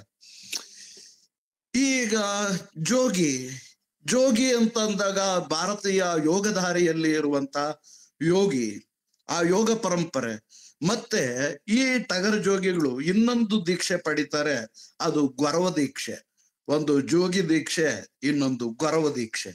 ಗೊರವ ದೀಕ್ಷೆ ಪಡೆಯುವಂತವ್ರು ತಲೆಗೆ ಕರಡಿ ಟೋಪಿ, ಮತ್ತೆ ಮೈ ಮೇಲೆ ಉದ್ದ ನಿಲುವಂಗಿ, ಅದಕ್ಕೆಲ್ಲ ಕವಡೆಗಳನ್ನ ಬ್ರಿಂಗ ಬಿಗಿಸಿರ್ತಾರೆ. ಮತ್ತು ಎಡಗೈನಲ್ಲಿ ಒಂದು ಗಂಟೆ, ಕೊಳಲು, ತ್ರಿಶೂಲ ಬಲಗೈನಲ್ಲಿ, ಇವುಗಳನ್ನೆಲ್ಲ ಹಿಡ್ಕೊಂಡಿರ್ತಾರೆ. ಮತ್ತೆ ಮುಖಕ್ಕೆಲ್ಲ ಅರಿಶಿನ ಬೆಳೆದುಕೊಂಡಿರ್ತಾರೆ. ನೀವು ಕಾರಣಿಕ ನುಡಿಯುವಂತಹ, ಕಾಲಜ್ಞಾನ ವಚನವಾಕ್ಯಗಳನ್ನ ಹೇಳುವಂತಹ ಈ ಕೆಲಸಗಳನ್ನ ಮಾಡ್ತಾರೆ. ಇವರು ಕೂಡ ಟಗರ ಜೋಗಿಗಳು. ಒಂದು ಟಗರ ಜೋಗಿಗಳಾಗಿರುವಂತವ್ರು ಕರಡಿ ಟೋಪಿ ಏನು ಹಾಕೊಳ್ಳಲ್ಲ. ಎಲ್ಲಿ ಅವರು ತಗರ ಪವಾಡದ ಪದಗಳನ್ನ ಕಥನವನ್ನ ಮಂಡಿಸುವಾಗ ಬದಲಾಗಿ ತಲೆಗೆ ಒಂದು ಹಳದಿ ರುಮಾಲನ್ನ ಧರಿಸಿರ್ತಾರೆ, ಅಥವಾ ಬಿಳಿಯ ರುಮಾಲನ್ನ ಧರಿಸಿರ್ತಾರೆ. ಮೈ ಮೇಲೆ ಕಪ್ಪು ಮತ್ತು ಬಿಳಿಯ ಉಣ್ಣೆಯಿಂದ ನೇಯ್ದಂತಹ ಕರಿಜಾಡಿ ಒದ್ದುಕೊಂಡು, ನಾವು ಶಾಲು ಸನ್ಮಾನ ಹಾಕುವಾಗ ಏನು ಒದಿಸ್ತೇವೆ ಆ ಮಾದರಿಯಲ್ಲಿ ಒದ್ದುಕೊಂಡು, ಅದಕ್ಕೆಲ್ಲ ಕವಡೆ ಸರಗಳನ್ನ ಬ್ರಿಂಗ ಬಿಗಿಸಿರ್ತಾರೆ. ಆ ಬ್ರಿಂಗ ಬಿಗಿದ ಕವಡೆ ಸರಗಳನ್ನ ಇಟ್ಕೊಂಡು, ಕೀಲು ಗೊಂಬೆಗಳಿರ್ತವೆ ಅವ್ರಿಗೆ. ಕೀಲು ಗೊಂಬೆಗಳು ಅಂದ್ರೆ ಈ ಕುರುಬರು ಅವ್ರೇನು ಕಾಡು ಮೇಡು ಪಶುಪಾಲನೆ ಮಾಡ್ಕೊಂಡು ಕುರಿ ಸಾಕೊಂಡು ಹೋಗ್ತಾ ಇದ್ರು. ಎಲ್ಲಿ ಮೇವಿನ ನೆಲೆ ಸಿಗುತ್ತೋ, ಎಲ್ಲಿ ನೀರಿನ ನೆಲೆ ಸಿಗುತ್ತೋ ಅಂತ ಗುಡ್ಡಗಳನ್ನ, ಬಯಲುಗಳನ್ನ ನೋಡ್ಕೊಂಡು ಹೋಗ್ತಾ ಇದ್ರು. ಹೋಗ್ತಾ ಇರುವಾಗ ಅವ್ರಿಗೆ ಬೇರೆಯ ಅನ್ಯ ಸಮುದಾಯಗಳ ಜೊತೆಗೆ ಒಂದು ಸಂಘರ್ಷ, ಒಂದು ಕಾದಾಟ ಏರ್ಪಾಟಾಗ್ತಾ ಇರುತ್ತೆ.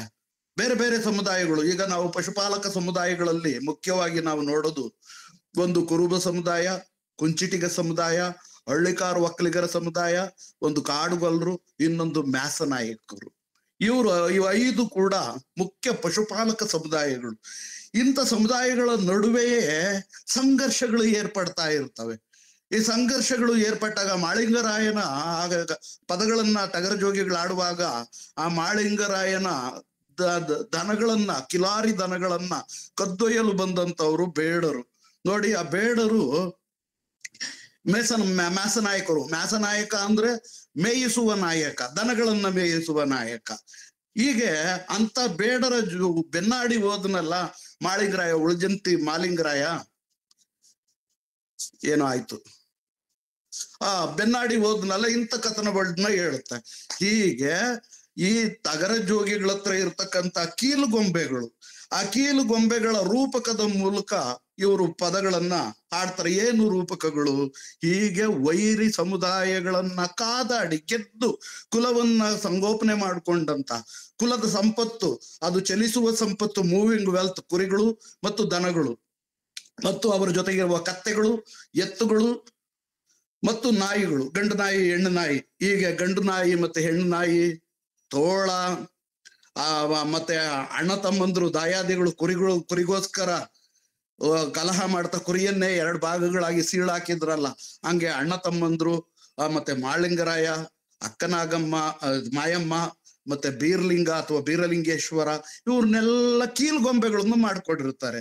ಮತ್ತೆ ಮೈಲಾರಲಿಂಗನ ಹೆಂಡತಿಯರು, ಅದ್ರಲ್ಲೊಬ್ಳು ಗಂಗಮಾಳಮ್ಮ, ಅಗಸರ ಹೆಣ್ಣು ಮಗಳು. ಹೀಗೆಲ್ಲ ಬೇರೆ ಬೇರೆ ಗೊಂಬೆಗಳು, ಕೀಲ್ಗೊಂಬೆಗಳನ್ನ ಮಾಡಿಕೊಂಡು ಆ ಮೂಲಕ ಈ ಪವಾಡದ ಪದಗಳನ್ನ, ತಗರ ಅಂದ್ರೆ ಕುರುಬರು ಹುಟ್ಟಿದ ಕುಲಕಥನದ ಕಥನಗಳನ್ನ ಹಿಂಗೆ ಗೊಂಬೆಗಳ ಮೂಲಕ ಹೇಳ್ತಾರೆ. ಹಾಗೆ ಗೊಂಬೆಗಳ ಮೂಲಕ ಹೇಳ್ತಾ ಒಂದು ಶಿವಪಾರ್ವತಿಯ ಕಥೆಯನ್ನು ಕೂಡ ಕುರುಬರು ಹುಟ್ಟಿದಂತಹ ಕಥನಕ್ಕೆ ಸಂಬಂಧಿಸಿ ಅವರು ಬೆಸುಗೆ ಹಾಕ್ತಾರೆ. ಏನು ಅಂದ್ರೆ,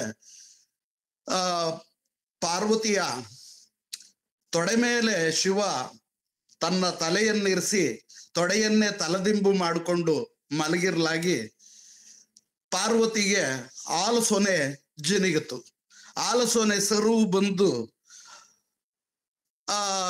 ಶಿವನಿಗೆ ಹೇಳಿದಳು ಪಾರ್ವತಿ, ಆ ಕಾಡಿನ ಅಡವಿಯ ನಡುವೆ ನೀನು ನನ್ನ ತೊಡೆ ಮೇಲೆ ಮಲಗಿದೀಯಾ, ಆದ್ರೆ ನನಗೆ ನೀನು ಒಂದು ಕಂದನಂತೆ ಮಲಗಿರುವಾಗ ಗಂಡ ಪ್ರಿಯತಮ, ಆದ್ರೆ ಆಕೆಗೆ ಆ ಒಂದು ಮೋಹ ಶೃಂಗಾರ ಭಾವ ಬಂದಿಲ್ಲ, ಒಂಥರ ತಾಯ್ತನದ ಭಾವ ಬಂದು ಅವಳ ಎದೆ ಒಳಗೆ ಸರು ಬಂದು, ನೋಡು ನನಗೀಗ ನನ್ನ ಎದೆಯಲ್ಲಿ ಸರು ಬಂದಿದೆ, ಹಾಲು ಜಿನಗ್ತಾ ಇದೆ, ಅಯ್ಯೋ ಮಹಾತಾಯಿ ನೀನು, ಈಗ ನಿನ್ನ ಎದೆಯಲ್ಲಿನ ಹಾಲನ್ನ ತೆಗೆದು 2 ಮುದ್ದೆ ಮಾಡೋಣ, 2 ಮುದ್ದೆ ಮಾಡಿ 2 ಹೆಣ್ಣು, 1 ಗಂಡು 1 ಹೆಣ್ಣು, 2 ಜೀವ ಕೊಡೋಣ, ಜೀವದ ಗೊಂಬೆಗಳನ್ನ ಮಾಡೋಣ, ಹಂಗೆ ಗೊಂಬೆಗಳನ್ನ ಮಾಡಿ ಅವ್ರ ಮೂಲಕ ನಾವು ಕುಲ ಸೃಷ್ಟಿ ಮಾಡೋಣ ಅಂತ ಹೇಳಿ ಅದಕ್ಕೆ ಇವರನ್ನ ಹಾಲುಮತಸ್ಥರು, ಕುರುಬರನ್ನ ಹಾಲ್ಮತ ಅಂತ ಕರಿತೇವೆ. ಪಾರ್ವತಿ ಹಾಲಿನಲ್ಲಿ ಹುಟ್ಟಿದವರು ಅಂತ ಹೇಳಿ. ಹೀಗೆ ಅವ್ರಿಗೆ ಸರು ಬಂದಾಗ, ಆ ಹಾಲು ಸೊನೆ ಜಿನುಗಿದಾಗ ಆ ಹಾಲಿನಿಂದ 2 ಮುದ್ದೆ ಮಾಡಿ, ಆ 2 ಮುದ್ದೆಗಳಿಂದ 1 ಹೆಣ್ಣು ಗೊಂಬೆ 1 ಗಂಡು ಗೊಂಬೆ ಮಾಡಿ, ಆ ಹೆಣ್ಣು ಗೊಂಬೆ ಗಂಡು ಗೊಂಬೆಯನ್ನ ಶೃಂಗಾರಕ್ಕೆ ಬಿಟ್ಟು ಆ ಶೃಂಗಾರ ದಾಂಪತ್ಯದಿಂದ ಮಕ್ಕಳಾಗಿ, ಆ ಮಕ್ಕಳ ಇವತ್ತು ಲೋಕದ ಮೇಲಿರ್ತಕ್ಕಂಥ ಕುಲ 18 ಸಕಲ ಜಾತಿಗಳು ಅಂತ ಹೇಳಿ ಹೀಗೆ ಕುಲ ಕಥನವನ್ನ ಕೀಲು ಗೊಂಬೆಗಳ ಮೂಲಕ ಇವ್ರ ಹತ್ರ ಟಗರ ಜೋಗಿಗಳ ಹತ್ರ ಕೀಲು ಗೊಂಬೆಗಳೇನಿದಾವೆ ಆ ಗೊಂಬೆಗಳ ಮೂಲಕ ಹಾಡ್ತಾರೆ, ಹೇಳ್ತಾರೆ, ತೋರಿಸ್ತಾ, ಪ್ರದರ್ಶನ ಮಾಡ್ತಾ. ಈ ತರ ಟಗರ ಜೋಗಿಗಳು ಇವತ್ತು ಏನಾಗಿದ್ದಾರೆ ಅನ್ನೋದೊಂದು ಮಾತು ನಿಮ್ಗೆ ಹೇಳ್ಬೇಕು. ಈ ಟಗರ ಜೋಗಿಗಳು ಬುಡ್ಗ ಜಂಗಮ ಅನ್ನುವಂತಹ ಒಂದು ಸಮುದಾಯ, ಬೇಡ ಜಂಗಮ ಅಥವಾ ಬುಡ್ಗ ಜಂಗಮ ಅನ್ನುವಂತಹ ಒಂದು ಅಲೆಮಾರಿ ಸಮುದಾಯ, ಮಾಂಸಾಹಾರಿ ಸಮುದಾಯ, ಅವರ ಹೆಸರಿನಲ್ಲಿ ವೀರಶೈವ ಜಂಗಮರು ಸುಳ್ಳು ಜಾತಿ ಪತ್ರವನ್ನ, SC ಜಾತಿ ಪತ್ರವನ್ನ ತಗೋತಾವ್ರೆ. ಯಾಕಂದ್ರೆ ವೀರಶೈವ ಜಂಗಮರು ಲಿಂಗಾಯತರಿಗೆ ಗುರುವರ್ಗದಲ್ಲಿರುವಂತವ್ರು, ಆದ್ರೆ ಟಗರ ಜೋಗಿಗಳು ಕೂಡ ಕುರುಬರಿಗೆ ಗುರುವರ್ಗದಲ್ಲಿರುವಂತವ್ರು. ಇರ್ಲಿ, ಇವರ ಭಾಷೆ ಮುರುಗು ಭಾಷೆ, ತೆಲುಗು ಭಾಷೆ, ಯಾರ್ದು ಟಗರ ಜೋಗಿಗಳ ಭಾಷೆ. ಇವರ ಬೆಡಗುಗಳೆಲ್ಲ ಒಂದು ಸುಡುಗಾಡು ಸಿದ್ಧರು ಮತ್ತು ಬುಡ್ಗ ಜಂಗಮರ ಬೆಡಗುಗಳೇ ಇವರಲ್ಲಿ ಇರ್ತಕ್ಕಂಥದ್ದು. ಪಾನ್ಗೊಂಟೊಳ್ಳು, ವಿಭೂತೊಳ್ಳು, ಪಸ್ತಂ ಒಳ್ಳು, ಗಂಧಂ ಒಳ್ಳು, ಈ ತರದ ಬೆಡಗುಗಳಿದೆ ಯಾರಿಗೆ? ಟಗರ ಜೋಗಿಗಳಿಗೆ. ಕುರುಬರಲ್ಲಿ ಈ ಬೆಡಗುಗಳಿಲ್ಲ. ಮತ್ತೆ ಒಂದು ಅಲೆಮಾರಿ ಸಮುದಾಯವನ್ನೊಂದನ್ನ ಈ ಹಿಂದೆ ಕುರುಬರು ಅಂದ್ರೆ ಮುಖ್ಯವಾಹಿನಿಯಲ್ಲಿದ್ದಂತ ಈ ಜನಾಂಗದವರು ಬಳಸ್ಕೊಂಡಿದ್ದಾರೆ ತಮ್ಮ ಕುಲಕಥನಗಳನ್ನು ಹೇಳ್ಕೊಂಡು ಬರೋದಕ್ಕೆ. ಅವರು ಮತ್ತೊಂದು ಅಲೆಮಾರಿ ಸಮುದಾಯವಾದಂತಹ ಏನು ಬುಡ್ಗ ಜಂಗಮರ ಜೊತೆಗೇ ಇವರ ಹೊಂದಾಣಿಕೆ ಇರುವಂತದ್ದು, ಕುಲ ಹೊಂದಾಣಿಕೆ ಮತ್ತು ಭಾಷಾ ಹೊಂದಾಣಿಕೆ, ಸುಡುಗಾಡು ಸಿದ್ಧರ ಜೊತೆಗೆ ಹೊಂದಾಣಿಕೆ ಇದೆ. ಹೀಗೆ ಹೊಂದಾಣಿಕೆಗೊಂದು ಕತೆ ಹೇಳ್ತಾರೆ ಟಗರ ಜೋಗಿಗಳು. ಏನು ಹೊಂದಾಣಿಕೆಗೆ ಕತೆ ಹೇಳೋದು ಅಂದ್ರೆ, ಒಂದಾನೊಂದು ಊರ್ಗೋದ್ರು, ಇವರೆಲ್ಲ ಪವಾಡ ಮಾಡುವಂತವ್ರು ಯಾರು? ಸುಡುಗಾಡು ಸಿದ್ಧರು ಆ ಕೈನಲ್ಲಿ ಬಾಣಂತಿಯ ಒಂದು ಹಸ್ತ ಇಟ್ಕೊಂಡು ಅವರು ಮೋಡಿ ವಿದ್ಯೆಗಳನ್ನ ಮಾಡ್ತಾ, ಮೋಡಿ ಪ್ರದರ್ಶನ ಮಾಡ್ತಾ ಒಂದು ಊರ್ಗ್ ಹೋದಾಗ ಅಲ್ಲಿ ಒಂದು ರಣಮೋಡಿ ವಿದ್ಯೆಯನ್ನ ಪ್ರದರ್ಶನ ಮಾಡ್ಬೇಕಾಗತ್ತೆ. ಅಲ್ಲಿ ಬೀರಲಿಂಗೇಶ್ವರನ ಗುಡಿ ಇದೆ. ಆ ಬೀರಲಿಂಗೇಶ್ವರನ ಮಹಾಭಕ್ತನಾಗಿ ಒಬ್ಬನು ಕೂದಲು ಹನುಮಂತ ಅಜ್ಜ ಅಂತ ಒಬ್ಬ ಇರ್ತಾನೆ. ಅಲ್ಲಿ ಇವತ್ತು ನಾವು ರಣಮೋಡಿ ಮಾಡ್ತೇವೆ ಅಂತ ಇವರು ಸುಡ್ಗಾಡಿಸಿದ್ರು. ಊರ್ಗ್ ಹೋಗಿ ಏನದು ರಣಮೋಡಿ? ಒಬ್ಬ ಬದುಕಿದ್ದಂತ ಹುಡುಗನನ್ನ ಸಾಯಿಸಿ ಅವನ ಜೀವ ಹೋಗಂಗ್ ಮಾಡಿ ಮತ್ತೆ ಅವನಿಗೆ ಮರುಜೀವ ಕೊಡ್ತೀವಿ, ಅದು ಆ ರಣಮೋಡಿ ಮಾಡ್ತೀವಿ ಅಂತ. ಆ ರಣಮೋಡಿ ಮಾಡ್ತೀವಿ ಅಂತ ಅಂದಾಗ ಆ ಊರ್ನಲ್ಲಿ ಅವರದೇ ಒಬ್ಬ ಹುಡುಗನನ್ನ, ಬದುಕಿದ್ದ ಹುಡುಗನನ್ನ ಸಾಯಿಸಿದ್ರು. ಏನೋ ಒಂದು ಅವೆಲ್ಲ ಪವಾಡ ತಾನೆ, ಸಾಯಿಸಿದ್ರು. ಸತ್ತಾದ್ಮೇಲೆ ಅವನ್ನ ಮರು ಬದುಕಿಸ್ಕೊಳಕ್ ಆಗೋದೇ ಇಲ್ಲ. ಬೀರ್ಲಿಂಗೇಶ್ವರನ ಗುಡಿ ಅಂಗಳದಲ್ಲಿ ನಡೀತಾ ಇರುತ್ತೆ. ಬೀರ್ಲಿಂಗೇಶ್ವರನ ಗುಡಿ ಅಂಗಳದಲ್ಲಿ ಹುಡುಗ ಸತ್ತ, ಅವನ್ನ ಮತ್ತೆ ಬದುಕಿಸ್ಕೊಳಕ್ ಆಗ್ಲಿಲ್ಲ. ಯಾಕೆ ಇದನ್ನ ಬದುಕಿಸ್ಕೊಳಕ್ ಆಗ್ತಾ ಇಲ್ವಲ್ಲ ಈ ಹುಡುಗನ್ನ ಅಂತ ಅಂದ್ರೆ, ಈ ಬೀರ್ಲಿಂಗೇಶ್ವರನ ಮಹಾಭಕ್ತನಾದಂತ ಕೂದಲು ಹನುಮಂತಜ್ಜನಿಗೆ ಆ ದಿವ್ಯ ದೃಷ್ಟಿಯಲ್ಲಿ ಒಳದೋಗ್ಬಿಟ್ಟು ಅವನು ಪತ್ರೆ ತರೋದಕ್ಕೆ ಅಂತ ಕಾಡು ಮೇಡು ಸೇರಿರ್ತಾನೆ ಅಜ್ಜ. ನಮ್ಮ ಊರ್ನೊಳಗೆ ಇವತ್ತು ಪವಾಡ ಮಾಡ್ತಾವ್ರೆ. ಆ ಮೋಡಿಸಿದ್ರು, ಪವಾಡಸಿದ್ರು, ಯಾರು ಸುಡ್ಗಾಡ್ಸಿದ್ರು.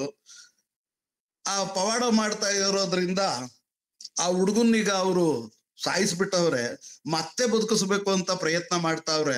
ನಾನ್ ಇಲ್ಲಿಂದಲೇ ಆ ಹುಡುಗ ಬದುಕದೇ ಇರ್ಲಿ, ನಾನು ಹೋಗೋವರೆಗೂ, ಅಲ್ಲಿ ಹೋಗೋವರೆಗೂ, ಆಮೇಲೆ ನಾವು ಹುಡುಗನ್ನ ನಾನೇ ಬದುಕಿಸ್ಕೊಳ್ತೀನಿ, ಅಲ್ಲಿ ಹೋಗೋವರೆಗೂ ಮತ್ತೆ ಬದುಕದೇ ಇರ್ಲಿ ಅಂತ ಹೇಳ್ಬಿಟ್ಟು ಅಲ್ಲಿಂದನೇ ಆ ಅಜ್ಜ, ಕೂದಲು ಹನುಮಂತ ಅಜ್ಜ ಹೇಳಿದ ಕಾರಣ ಆ ಹುಡ್ಗ ಬದುಕಲೇ ಇಲ್ಲ.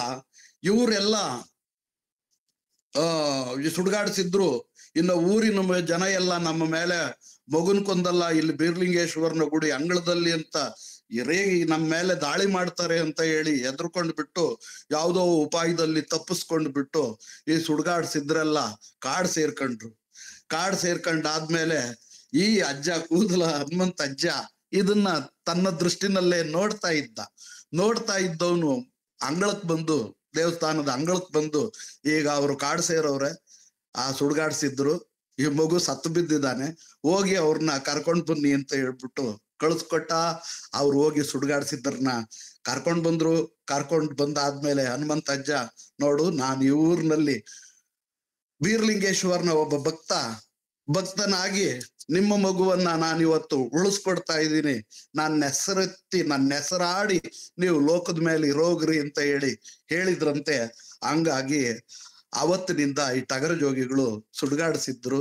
ಮತ್ತೆ ಬುಡ್ಗಜಂಗಮರು ಏನಿದ್ದಾರೆ ಅವರು ಕುಲದೊಳಗೆ ಒಂದಾಗಿ ಈ ಹನುಮಂತ ಅಜ್ಜನ ಕಥೆಯನ್ನು, ಕೂದಲ ಹನುಮಂತ ಅಜ್ಜನ ಕಥೆಯನ್ನೂ ಹಾಡ್ತಾ ಬಂದಿದ್ದಾರೆ. ಈ ತರದ ಅಂದ್ರೆ ಅಲೆಮಾರಿಗಳನ್ನ ಸೇರಿಸ್ಕೊಬಿಟ್ಟಿದ್ದಾರೆ ಕುರುಬ್ರು. ಹಂಗೆ ಅನೇಕ ಸಮುದಾಯಗಳನ್ನ, ಉದಾಹರಣೆಗೆ ಹಗಲು ವೇಷದವ್ರು ಇದಾರಲ್ಲ, ಇದೇ ಹಗಲು ಬುಡ್ಗ ಜಂಗಮ ಸಮುದಾಯದಲ್ಲಿರ್ತಕ್ಕಂಥ ಹಗಲು ವೇಷದವರು. ಆ ಹಗಲು ವೇಷದವ್ರು ಏನ್ ಮಾಡ್ತಾರೆ, ಬೆಳಿಗ್ಗೆ ಹೊತ್ತು ಡೇ ರೋಲ್, ಬೆಳಗ್ಗೆ ಹೊತ್ತು ರಾಮನ ವೇಷ, ಕೃಷ್ಣನ ವೇಷ, ಆಂಜನೇಯನ ವೇಷ, ಇವೆಲ್ಲ ಸೀತಾಮಾತೆ ವೇಷ, ಇಂಥ ವೇಷಗಳು ಹಾಕೊಂಡೇ ಬೀದಿಗೆ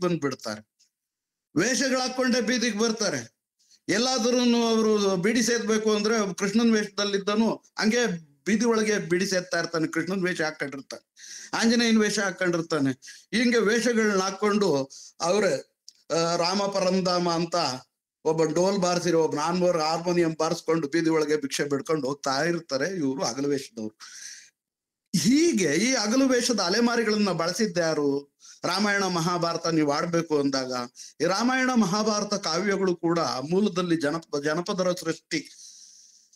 ಜಾನಪದ ರಾಮಾಯಣಗಳು, ಜಾನಪದ ಮಹಾಭಾರತಗಳಿರೋದು.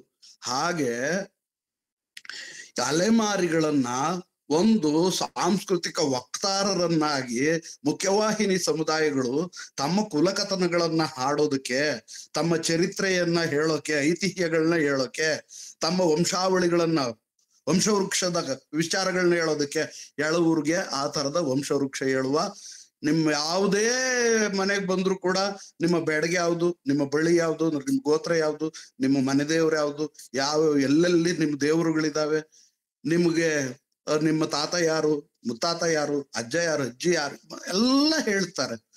ಈ ತರದ ಒಂದು ಏನು ಕುಲದ ಒಂದು ಮನೆತನದ ಏನು ವಂಶವೃಕ್ಷವನ್ನು ಕೂಡ ಈ ಟಗರ ಜೋಗಿಗಳು ಕುರುಬರಿಗೆ ಹೇಳ್ತಾ ಬಂದಿದ್ದಾರೆ. ಇಲ್ಲಿ ಬಾಳುಮಾಮನ ಕತೆ ಆಡ್ತಾರೆ, ಮೈಲಾರ್ಲಿಂಗನ ಪದ ಆಡ್ತಾರೆ, ಮಾಳಿಂಗರಾಯನ ಪದ ಆಡ್ತಾರೆ, ಮೈಲಾರ್ ಮಲ್ಲನ್ ಪದ ಆಡ್ತಾರೆ, ದೇವ್ರಗುಡ್ಡ ಇಲ್ಲಿರುವಂತ, ಆಮೇಲೆ ಕಂಡೋಬ, ವಿಠ್ಠಲ, ಪಾಂಡುರಂಗ ವಿಠ್ಠಲ ಪಂಡರಿಗೆ, ಇಂತೆಲ್ಲ ಕತೆಗಳನ್ನ ಹಾಡ್ತಾ ಬಂದಿದೆ ಈ ಸಮುದಾಯ. ಇವತ್ತಿನ ಈ ಸಮುದಾಯದ ಕತೆ, ಇವರು ಅಲೆಮಾರಿಗಳಾಗವ್ರೆ. ಇವ್ರಿಗೆ ಕುರುಬರು ಅಂತಾನು ಬರೆಸ್ತಾ ಇಲ್ಲ ಇಲ್ಲಿ. ಕೆಲವರು ನೋಡಿದ್ರೆ ಬುಡ್ಗ ಜಂಗಮರು ಅಂತ ಜಾತಿ ಪತ್ರ ತಗೊಂಡವ್ರೆ, ಕೆಲವ್ರು ನೋಡ್ರೆ ಸುಡ್ಗಾಡ್ಸಿದ್ರು ಅಂತ ಜಾತಿ ಪತ್ರ ತಗೊಂಡವ್ರೆ, ಇನ್ ಕೆಲವ್ರು ನೋಡ್ರೆ ಮಾಲ ಸನ್ಯಾಸಿ ಅಂತ ಜಾತಿ ಪತ್ರ ತಗೊಂಡವ್ರೆ, ಇನ್ನೊಬ್ರು ನೋಡಿದ್ರೆ ಮಾಲದಾಸರಿ ಅಂತ ಜಾತಿ ಪತ್ರ ತಗೊಂಡವ್ರೆ. ಇವರೆಲ್ಲ ತೆಲುಗು ಮಾತೃಭಾಷೆ, ಮರುಗು ಭಾಷೆ, ಅದನ್ನು ತೆಲುಗು ಅಲ್ಲ, ತೆಲುಗು ಮಿಶ್ರಿತ ಇನ್ಯಾವ್ಯಾವುದೋ ಭಾಷೆಗಳು ಮಿಶ್ರಣಗೊಂಡಿರುವಂತಹ ಮಾತೃಭಾಷೆ. ಇಂತಹ ಮಾತೃಭಾಷೆಯಲ್ಲಿ ಕಥನಗಳನ್ನ ಹೇಳ್ತಾ ಇಲ್ಲ ಇವರು, ಬದಲಾಗಿ ಮುಖ್ಯವಾಹಿನಿ ಸಮುದಾಯದ ಕನ್ನಡ ಭಾಷೆಯಲ್ಲಿ ಇಂಥ ಕಥನಗಳನ್ನ ಹಾಡ್ತಾ ಬಂದಿದ್ದಾರೆ. ಕುರುಬರು ಕೂಡ ಇವ್ರನ್ನ, ಕುರುಬರು ತಮ್ಗೆ ಹಳೆ ಮಕ್ಕಳು ಅಂತ ಹೇಳ್ತಾರೆ, ನಮ್ಮ ಕುಲದ ಮಕ್ಕಳು ಅಂತ ಹೇಳ್ತಾರೆ. ನಮ್ಗೆ ಇವರು ನಮ್ಮದೇ ಕುಲದ, ನಮ್ಮದೇ ಜಾತಿ ಅವರು ಟಿಸ್ಲೊಡ್ದು ಹೋಗಿದ್ದಾರೆ ಅಂತ ಹೇಳ್ತಾರೆ. ಈ ಟಗರ್ ಜೋಗಿಗಳು ಕೂಡ ನಾವು ಕುರುಬರ್ಗೆ ಗುರುಗಳು ಅಂತ ಹೇಳ್ಕೊತಾರೆ. ಹಿಂಗೆಲ್ಲ ಹೇಳ್ಕೊಂಡ್ರು ಕುರುಬರು ಕೂಡ ಈ ಜಾತಿಯವರನ್ನ ಒಳಗ್ ತಗೊಂಡಿಲ್ಲ. ಮತ್ತೆ ಇದ್ರ ಕಡೆಗೆ ಹೋದ್ರೆ ಯಾವ್ದು ಚಾಮರಾಜನಗರದ ಕಡೆಗೆ ಹೋದ್ರೆ ಅಲ್ಲಿ ಮುಡುಕ್ತಾರೆ, ಮಲ್ಲಿಕಾರ್ಜುನನ ಕಥನ ಆಡಿ ಅಲ್ಲಿಯೂ ಇವರು ಗೊಗ್ಗಯ್ಯ ಗೊರವಯ್ಯ ಅಂದ್ಕೊಂಡಿದ್ದಾರೆ. ಗೊರವಯ್ಯ ಅರ್ಥಾತ್ ಗುರುವಯ್ಯ, ಕುರುಬಯ್ಯ, ಕುರುಬ, ಕುರುವ, ಹೀಗೆ ಅದು ಇರುವಂತದ್ದು. ಅಲ್ಲಿ ಮಂಟೆಸ್ವಾಮಿ ಕಥನಗಳನ್ನ ಆಡುವಂತ ಒಂದು ಪರಂಪರೆಯು ಅಲ್ಲಿದೆ. ನೀಲ್ಗಾರರ ಜೊತೆಗಿದ್ದಾರೆ, ಮಲೆ ಮಹದೇಶ್ವರನ ಕಥನ ಆಡುವಂತ ದೇವರಗುಡ್ರ ಜೊತೆಗಿದ್ದಾರೆ. ಮತ್ತೆ ಮುಡುಕ್ತೊರೆ ಮಲ್ಲಿಕಾರ್ಜುನನ ಕಥನ ಆಡ್ತಾರೆ, ಶ್ರೀಶೈಲ ಮಲ್ಲಿಕಾರ್ಜುನನ ಕಥನ ಆಡ್ತಾರೆ. ಮತ್ತು ಇವರೆಲ್ಲ ಲಿಂಗಧಾರಿಗಳು, ಲಿಂಗನೂ ಧರಿಸ್ತಾರೆ. ಇಲ್ಲಿ ಸುಡುಗಾಡ್ಸಿದ್ರು ಲಿಂಗ ಧರಿಸ್ತಾರೆ, ರುದ್ರಾಕ್ಷಿ ಧರಿಸ್ತಾರೆ. ಬುಡುಗ ಜಂಗಮರು ಕೂಡ, ಜಂಗಮ ಅನ್ನುವ ಹೆಸರಿನಲ್ಲೇ ಇದೆ, ಅವರು ಲಿಂಗ ಧರಿಸ್ತಾರೆ.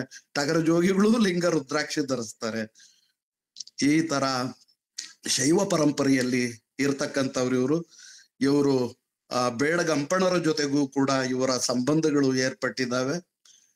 ಮ್ಯಾಸ ನಾಯಕರ ಜೊತೆಗೆ ಸಂಬಂಧಗಳು ಏರ್ಪಟ್ಟಿದ್ದಾವೆ. ದಲಿತ ಅನೇಕ ಸಮುದಾಯಗಳ ಮಾದಿಗರ ಜೊತೆಗೆ ಇವರ ಕುಲ ಸಂಬಂಧಗಳು ಏರ್ಪಟ್ಟಿದ್ದಾವೆ. ಅನೇಕ ಸಂಬಂಧಗಳು ಏರ್ಪಟ್ಟರೂ ಕೂಡ ಇದೊಂದು ಕಲಾವಿದ ವರ್ಗವಾಗಿ ಇದ್ದು ಅಧ್ಯಯನಕಾರರಿಗೆ, ಕುಲಶಾಸ್ತ್ರೀಯ ಅಧ್ಯಯನಕಾರರಿಗೆ, ಅಧ್ಯಯನಗಳಿಗೆ ಸಿಗದೇ ಇರುವಂತದ್ದು ಆಶ್ಚರ್ಯಕರ ವಿಚಾರ. ಇದು ಇಷ್ಟು ಅನೇಕ ವಿಚಾರಗಳನ್ನ ಜೊತೆಗೆ ಇನ್ನೂ ಹಂಚ್ಕೋಬಹುದಾಗಿದೆ. ಆದ್ರೆ ಸದ್ಯಕ್ಕಿಷ್ಟು ವಿಚಾರಗಳು ನಿಮ್ಗಿರ್ಲಿ ಅಂತ ಹೇಳಿ ನನ್ಗನ್ನಿಸ್ತಾ ಇದೆ. ಯಾಕಂದ್ರೆ ಒಂದು ಗಂಟೆ ಸಮೀಪಿಸ್ತಾ ಬಂತು, ಮುಕ್ಕಾಲ್ ಗಂಟೆ ಮಾತಾಡಿದ್ದೀನಿ ಅನ್ಸುತ್ತೆ.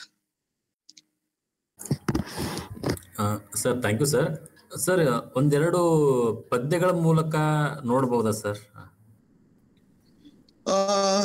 ಈ ಪದ್ಯಗಳನ್ನ ಅವರು ಪದ್ಯಗಳ ರೂಪದಲ್ಲಿ ಇದನ್ನ ಅಷ್ಟಾಗಿ ಆಡೋದಿಲ್ಲ. ಹೆಣ್ಮಕ್ಳು ಆಡ್ತಾರೆ ಆ ಪದ, ಅವುಗಳದ್ದು ಕನೆಕ್ಷನ್ ನಾವು ಮಾಡಿದ್ರೆ ಸಿಗುತ್ತೆ, ಇನ್ನ ಇಲ್ವೇ ಇಲ್ವಲ್ಲ.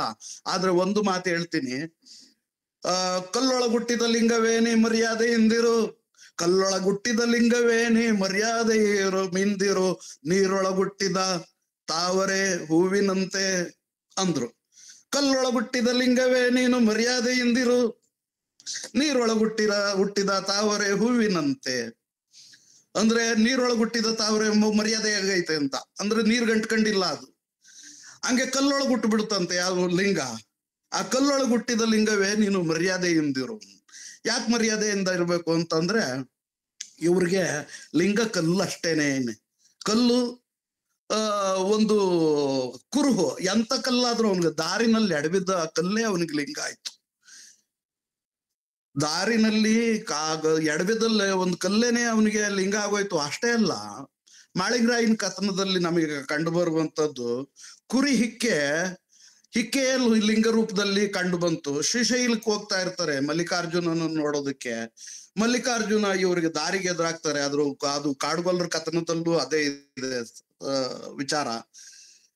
ಎದುರಾಗ್ತಾ ಇರ್ಬೇಕಾದಾಗ ನೀವೆಲ್ಲಪ್ಪ ಎಲ್ಲ ಪಾದಯಾತ್ರೆ ನಡ್ಕೊಂಡು ಹೋಗ್ತಾ ಇದ್ದೀರಾ ಅಂತ ಒಬ್ಬ ಮುದುಕ ಕೇಳ್ತಾನೆ. ಅವನೇ ಶ್ರೀಶೈಲ ಮಲ್ಲಿಕಾರ್ಜುನ, ಮುದುಕನ್ ರೂಪದಲ್ಲಿ ಬಂದವನೇ. ನಾವು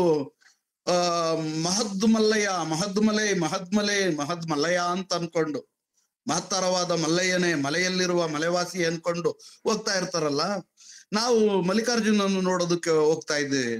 ಮಲ್ಲಿಕಾರ್ಜುನನ್ನು ಯಾವ ರೂಪದಲ್ಲಪ್ಪ ನೋಡ್ತೀರಾ ನೀವು?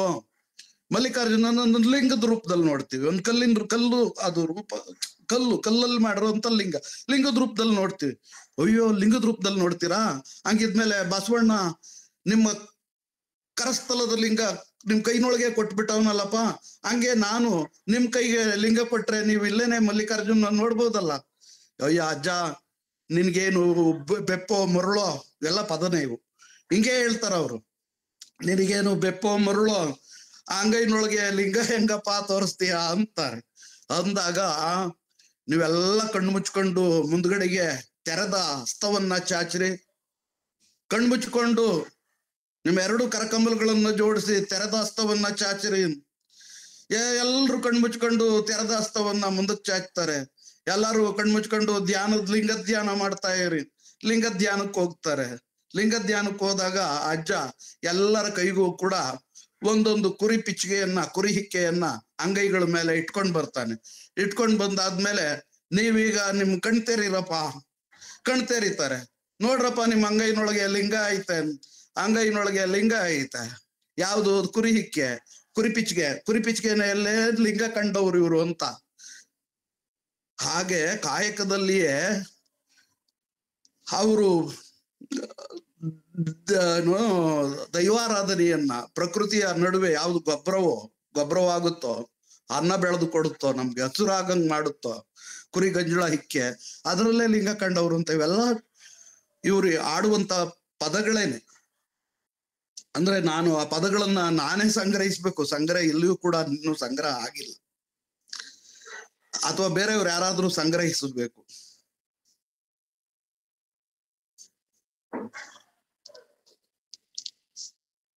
ಹೇಳಿ ಸರ್, ಹೇಳಿ. ಸರ್, ಇಲ್ಲಿ ಚಾಟ್ ಬಾಕ್ಸ್ ನಲ್ಲಿ ಕೆಲವೊಂದು ಮಾಹಿತಿಯನ್ನ ಕಳಿಸಿದ್ದಾರೆ. ಕಳೆದ 3 ವರ್ಷಗಳ ಹಿಂದೆ ತಿಂತಣಿ ಬ್ರಿಡ್ಜ್ ನಲ್ಲಿ 200 ತಗರ ಜೋಗಿಗಳನ್ನ ಸೇರಿಸಲಾಗಿತ್ತು ಅಂತೆ ಸರ್. ಹೌದು, ಅವರು ಸೊಬಟಿ ಚಂದ್ರಪ್ಪ ಅನ್ನುವಂತವ್ರು ಒಬ್ಬ ಸ್ನೇಹಿತರೇನ ನನ್ಗೆ ಅಧ್ಯಯನಕಾರರು. ಅವರು ತಗರ ಜೋಗಿಗಳ ತಲ್ಲಣಗಳು ಅಂತ ಹೇಳ್ಬಿಟ್ಟು ಒಂದು ಸಣ್ಣದೊಂದು ಕೈಪಿಡಿ ಅವ್ರು ನನಗೆ ತೋರಿಸಿದ್ರು. ಅವ್ರು ಕೊಟ್ಟಿಲ್ಲ, ಆದ್ರೆ ಅವ್ರ ಸಣ್ಣದೊಂದು ಲೇಖನ ಮಾತ್ರ ನನ್ನ ಕೈ ಸೇರ್ತು. ಅದನ್ನ ಮಾತ್ರ ನಾನು ಓದ್ಕೊಂಡಿದ್ದೆ. ಸೊಬಟಿ ಚಂದ್ರಪ್ಪನವರು ಅವರು ಹಾಡುಗಳನ್ನ ಏನು ಸಂಗ್ರಹ ಮಾಡಿಲ್ಲ, ಕಥನಗಳನ್ನು ಕೂಲಂಕುಷವಾಗಿ ಏನು ಸಂಗ್ರಹ ಮಾಡಿಲ್ಲ. ಕೆಲವು ಅವರ ಆ ಲೇಖನ ಓದಿದಾಗ ಮೇಲೆ ಒಂದು ರಾಚನಿಕ ಚಹರೆಗಳನ್ನ ಮಾತ್ರ ಅವರು ಗುರುತಿಸವ್ರೆ. ಅವರು ಆ ಪುಸ್ತಕ ಸಣ್ಣದೊಂದು ಕೈಪಿಡಿ ತಂದವರಲ್ಲ, ಅದ್ರಲ್ಲಿ ಏನಾದ್ರೂ ವಿಸ್ತಾರವಾಗಿ ಮಾಹಿತಿಗಳು ಇರಬಹುದೋ ಏನೋ ಗೊತ್ತಿಲ್ಲ. ಹೌದಾ ಸರ್. 2010ರಲ್ಲಿ ತಗರ ಜೋಗಿಗಳ ಸಾಂಸ್ಕೃತಿಕ ಅನನ್ಯತೆ ಅನ್ನುವಂತಹ ಲೇಖನ ಕೂಡ ಅವರು ಬರ್ದಿದ್ದಾರಂತೆ. ಹೌದೌದೌದೌದು. ಅವರು ಅಧ್ಯಯನ ಮಾಡಿದ್ರೆ ಅವ್ರು ನಿಜವಾಗಿ ಅವರು ಶಿಸ್ತಾಗಿ ಅಧ್ಯಯನ ಮಾಡ್ತಾ ಇದ್ದಾರೆ ಅನ್ಸುತ್ತೆ. ಯಾಕಪ್ಪ ಅಂದ್ರೆ ಅನೇಕ ಏನು ಅವ್ರ ಆ ಲೇಖನದಲ್ಲಿ ಅವರು ಹಂಚ್ಕೊಂಡಿರೋ ವಿಚಾರಗಳನ್ನ ನಾನು ಗಮನಿಸಿದಾಗ ಅವರು ಅಧ್ಯಯನ ಮಾಡಿರ್ತಾರೆ, ಅಧ್ಯಯನದಲ್ಲಿ ಇದ್ದಾರೆ ಕೂಡ. ಹೌದು ಸರ್. ಇನ್ನು ಪ್ರಶ್ನೆಗಳಿದ್ದಾವೆ ಸರ್ ಇಲ್ಲಿ. ತಗರ ಜೋಗಿಗಳು ಕುರುಬರ ಜೊತೆಗೆ ವೈವಾಹಿಕ ಸಂಬಂಧಗಳು ಇದ್ದುವೆ ಅಂತ ಕೇಳಿದ್ದಾರೆ. ಆ ಬಗ್ಗೆ ವೈವಾಹಿಕ ಸಂಬಂಧಗಳು ಇರೋ ಬಗ್ಗೆ ಎಲ್ಲಿಯೂ ಕೂಡ ಮಾಹಿತಿ ಇಲ್ಲ. ಯಾಕಪ್ಪ ಅಂದ್ರೆ ತಗರ ಜೋಗಿಗಳೇ ಒಂದು ಬೇರೆ ಸಮುದಾಯ, ಅಲೆಮಾರಿ ಮೂಲ ಸಮುದಾಯ ಆಗಿರುವಾಗ ಅವರು ಮೊರಗು ಭಾಷೆ ಮಾತಾಡ್ಕೊಂಡು ಬ್ಯಾಟೆ ಮಾಂಸ ತಿಂದ್ಕೊಂಡು ಇರುವಾಗ, ಈ ಕುರುಬರು ಮುಖ್ಯವಾಹಿನಿ ಸಮುದಾಯದಲ್ಲಿ ಇವರಿರುವಾಗ ವೈವಾಹಿಕ ಸಂಬಂಧಗಳು ಏರ್ಪಡೋದು ಹೇಗೆ ಸಾಧ್ಯ? ಇನ್ನೊಂದು ಸರ್, ರಾಜೇಂದ್ರ ಕುಮಾರ್ ಸರ್ ಮುದ್ನಾಳರವ್ರು ಕೇಳಿದ್ದಾರೆ, ಕಿಂದರ ಜೋಗಿಗಳಿಗೂ ಟಗರ ಜೋಗಿಗಳಿಗೂ ಏನಾದ್ರೂ ಸಂಬಂಧಗಳಿವೆ ಸರ್? ಅದು ಇರಬಹುದು. ಯಾಕಪ್ಪ ಅಂದ್ರೆ ಇವರು ಟಗರ ಜೋಗಿಗಳಿದಾರಲ್ಲ, ಕೆಲವು ಗುಂಪುಗಳು ಅವರು ಭೈರವಾರಾಧಕರು ಇದಾದ್ರಿಂದ ಈ ಕಿನ್ನರಿ ಜೋಗಿಗಳಿದಾರಲ್ಲ ಅವರು ಅರ್ಜುನ್ ಜೋಗಿಗಳು. ಆ ಅರ್ಜುನ ಆ ಜೋಗಿ ವೇಷ ತೊಡ್ತಾನಲ್ಲ, ಅವನು ಜೋಗಿ ವೇಷ ಹಾಕೊಂಡು ಬರ್ತಾನಲ್ಲ, ಆದ್ರಿಂದ ಅವ್ನ ಆ ಜೋಗಿಗಳನ್ನೇ ಅರ್ಜುನ್ ಜೋಗಿಗಳು ಅಂತ ಹೇಳಿ ಕರೀತಾರೆ ನೋಡ್ರಿ.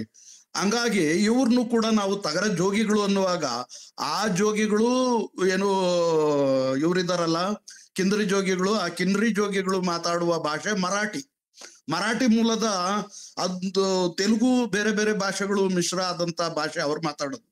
ಆದ್ರೆ ಈ ಟಗರ ಜೋಗಿಗಳಿದಾರಲ್ಲ ಇವರು, ನಾವು ಉತ್ತರ ಕರ್ನಾಟಕದ ಕಡೆಗೆ ಹೋದಾಗ ಅವ್ರಿಗೆ ಇತ್ತ ಬೆಳಗಾಂ, ಧಾರವಾಡ, ಹುಬ್ಳಿ ಆ ಕಡೆಗೆಲ್ಲ ಏನು ಚದುರೋಗಿದ್ದಾರೆ ಅಂತವ್ರು ಮರಾಠಿ ಮಾತು ಆಡ್ಬಹುದು. ಯಾಕಂದ್ರೆ ಮಾಳಿಂಗರಾಯನ್ ಕಾವ್ಯ ಆಡುವಂತ ಆ ಹೆಂಗಸರು ಏನು ಇಲ್ಲಿಗೆ ಬೆಂಗಳೂರಿಗೆ ಬಂದಿದ್ರು, ಅವರು ಮರಾಠಿಲಿ ಮಾತಾಡ್ತಾ ಇದ್ರು. ಹಂಗಾಗಿ ಉಲ್ಜಂತಿ ಮಾಲಿಂಗರಾಯನ್ ಕಾವ್ಯ ಹೇಳುವಂತವ್ರು.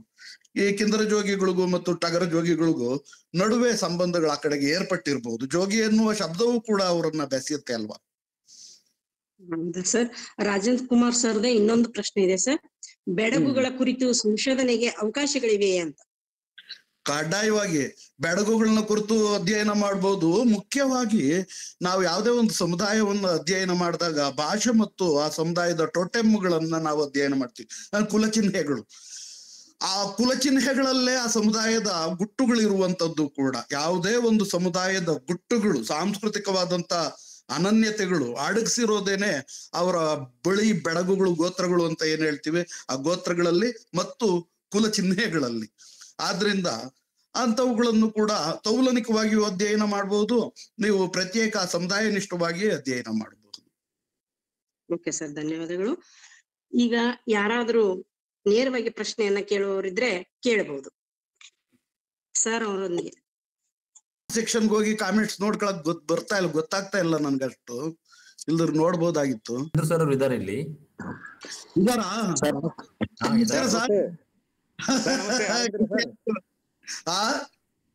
ಸರ್ ಆರಾಮಿದ್ರಿ? ಬಹಳ ಚೆನ್ನಾಗಿ ಮಾತಾಡಿದ್ರಿ. ನನಗೆ ಖುಷಿ ಆಯ್ತು ಸರ್, ನೀವ್ ಕೇಳಿಸ್ಕೊತಾ ಇದ್ದೀರಾ. ಇಲ್ಲಿ ನನಗೆ ಇದು ಸಿಸ್ಟಮ್ ಗೊತ್ತೇ ಆಗ್ತಿಲ್ಲ ಸರ್. ಮೊಬೈಲ್ ನಲ್ಲಿ ನಾನ್ ಬ್ಯಾಕ್ ಹೋಗಿ ಕಾಮೆಂಟ್ಸ್ ಏನ್ ಬಂದವು ಅಂತ ನೋಡಕ್ ಹೋದ್ರೆ ಅದು ಆಫೇ ಆಗ್ಬಿಡುತ್ತೆ ನೋಡ್ರಿ. ಈಗ ಹಂಗ ಹೋದೆ ಆಫ್ ಆಗೋಯ್ತು. ನಂಗೆ ಗೊತ್ತಾಗಲ್ಲ. ಹೇಳಿ ಸರ್. ಸರ್ ಇಲ್ಲ, ಮತ್ತೆ ಏನಾದ್ರು ಡಿಸ್ಕಷನ್ ಇದ್ರೆ ಮಾಡೋಣ ಅಂತ ಅನ್ಕೊಂಡೆ. ಚರ್ಚೆ ಏನಾದ್ರು ಬಂದ್ರೆ ಮಾಡ್ಬೋದು ಅಂತ. ಇದ್ರ ಬಗ್ಗೆ ಅಧ್ಯಯನ ಮಾಡಿದ್ರ ನೀವೇ ಮಾತಾಡ್ಬೋದಾಗಿತ್ತು ಒಂದು ಇದ್ರ ವಿಷಯದಲ್ಲಿ, ಅಥವಾ ಈಗ ನೀವು ಮಾತಾಡ್ಬೋದು ಸರ್. ಅವಕಾಶ ಕೊಟ್ರೆ ಇಲ್ಲಿ ನಮ್ಮ ಭಂಡಾರ ಪ್ರಕಾಶ್ ಒಂದು ಮಸ್ಕಿ ಗೆಳೆಯರು, ನೀವೇ ಮಾತಾಡಕ್ ಅವಕಾಶ ಕೊಟ್ರೆ ನೀವು ಹೊಸ ಗುರುತುಗಳನ್ನು, ಹೊಸ ವಿಚಾರಗಳನ್ನು ಹೇಳ್ಬೋದು ಇಲ್ಲಿ.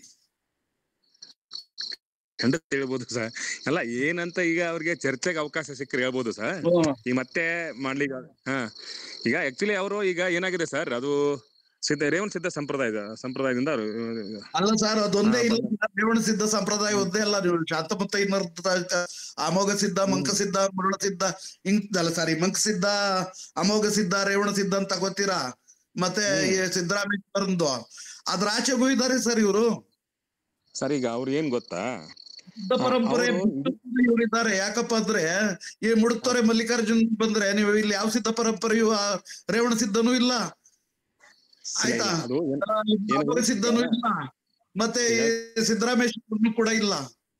ಇಲ್ಲ ಈಗ ಏನಾಯ್ತು, ನೀವು ಹೇಳಿದ್ ಗೊತ್ತಾಯ್ತು. ಅಲ್ಲಿ ಯಾವ್ದು ಸರ್ ನಗರಗಿರಿ ಆ ಭಾಗಕ್ಕೆ ಹೋದ್ರೆ ಅಲ್ಲೇನಾಗಿದೆ, ಸಂಪೂರ್ಣವಾಗಿ ಪ್ರಾದೇಶಿಕ ಕಥನಗಳನ್ನ ಅವರು ಆಡೋದನ್ನ ರೂಢಿಸ್ಕೊಂಡಿದ್ದಾರೆ.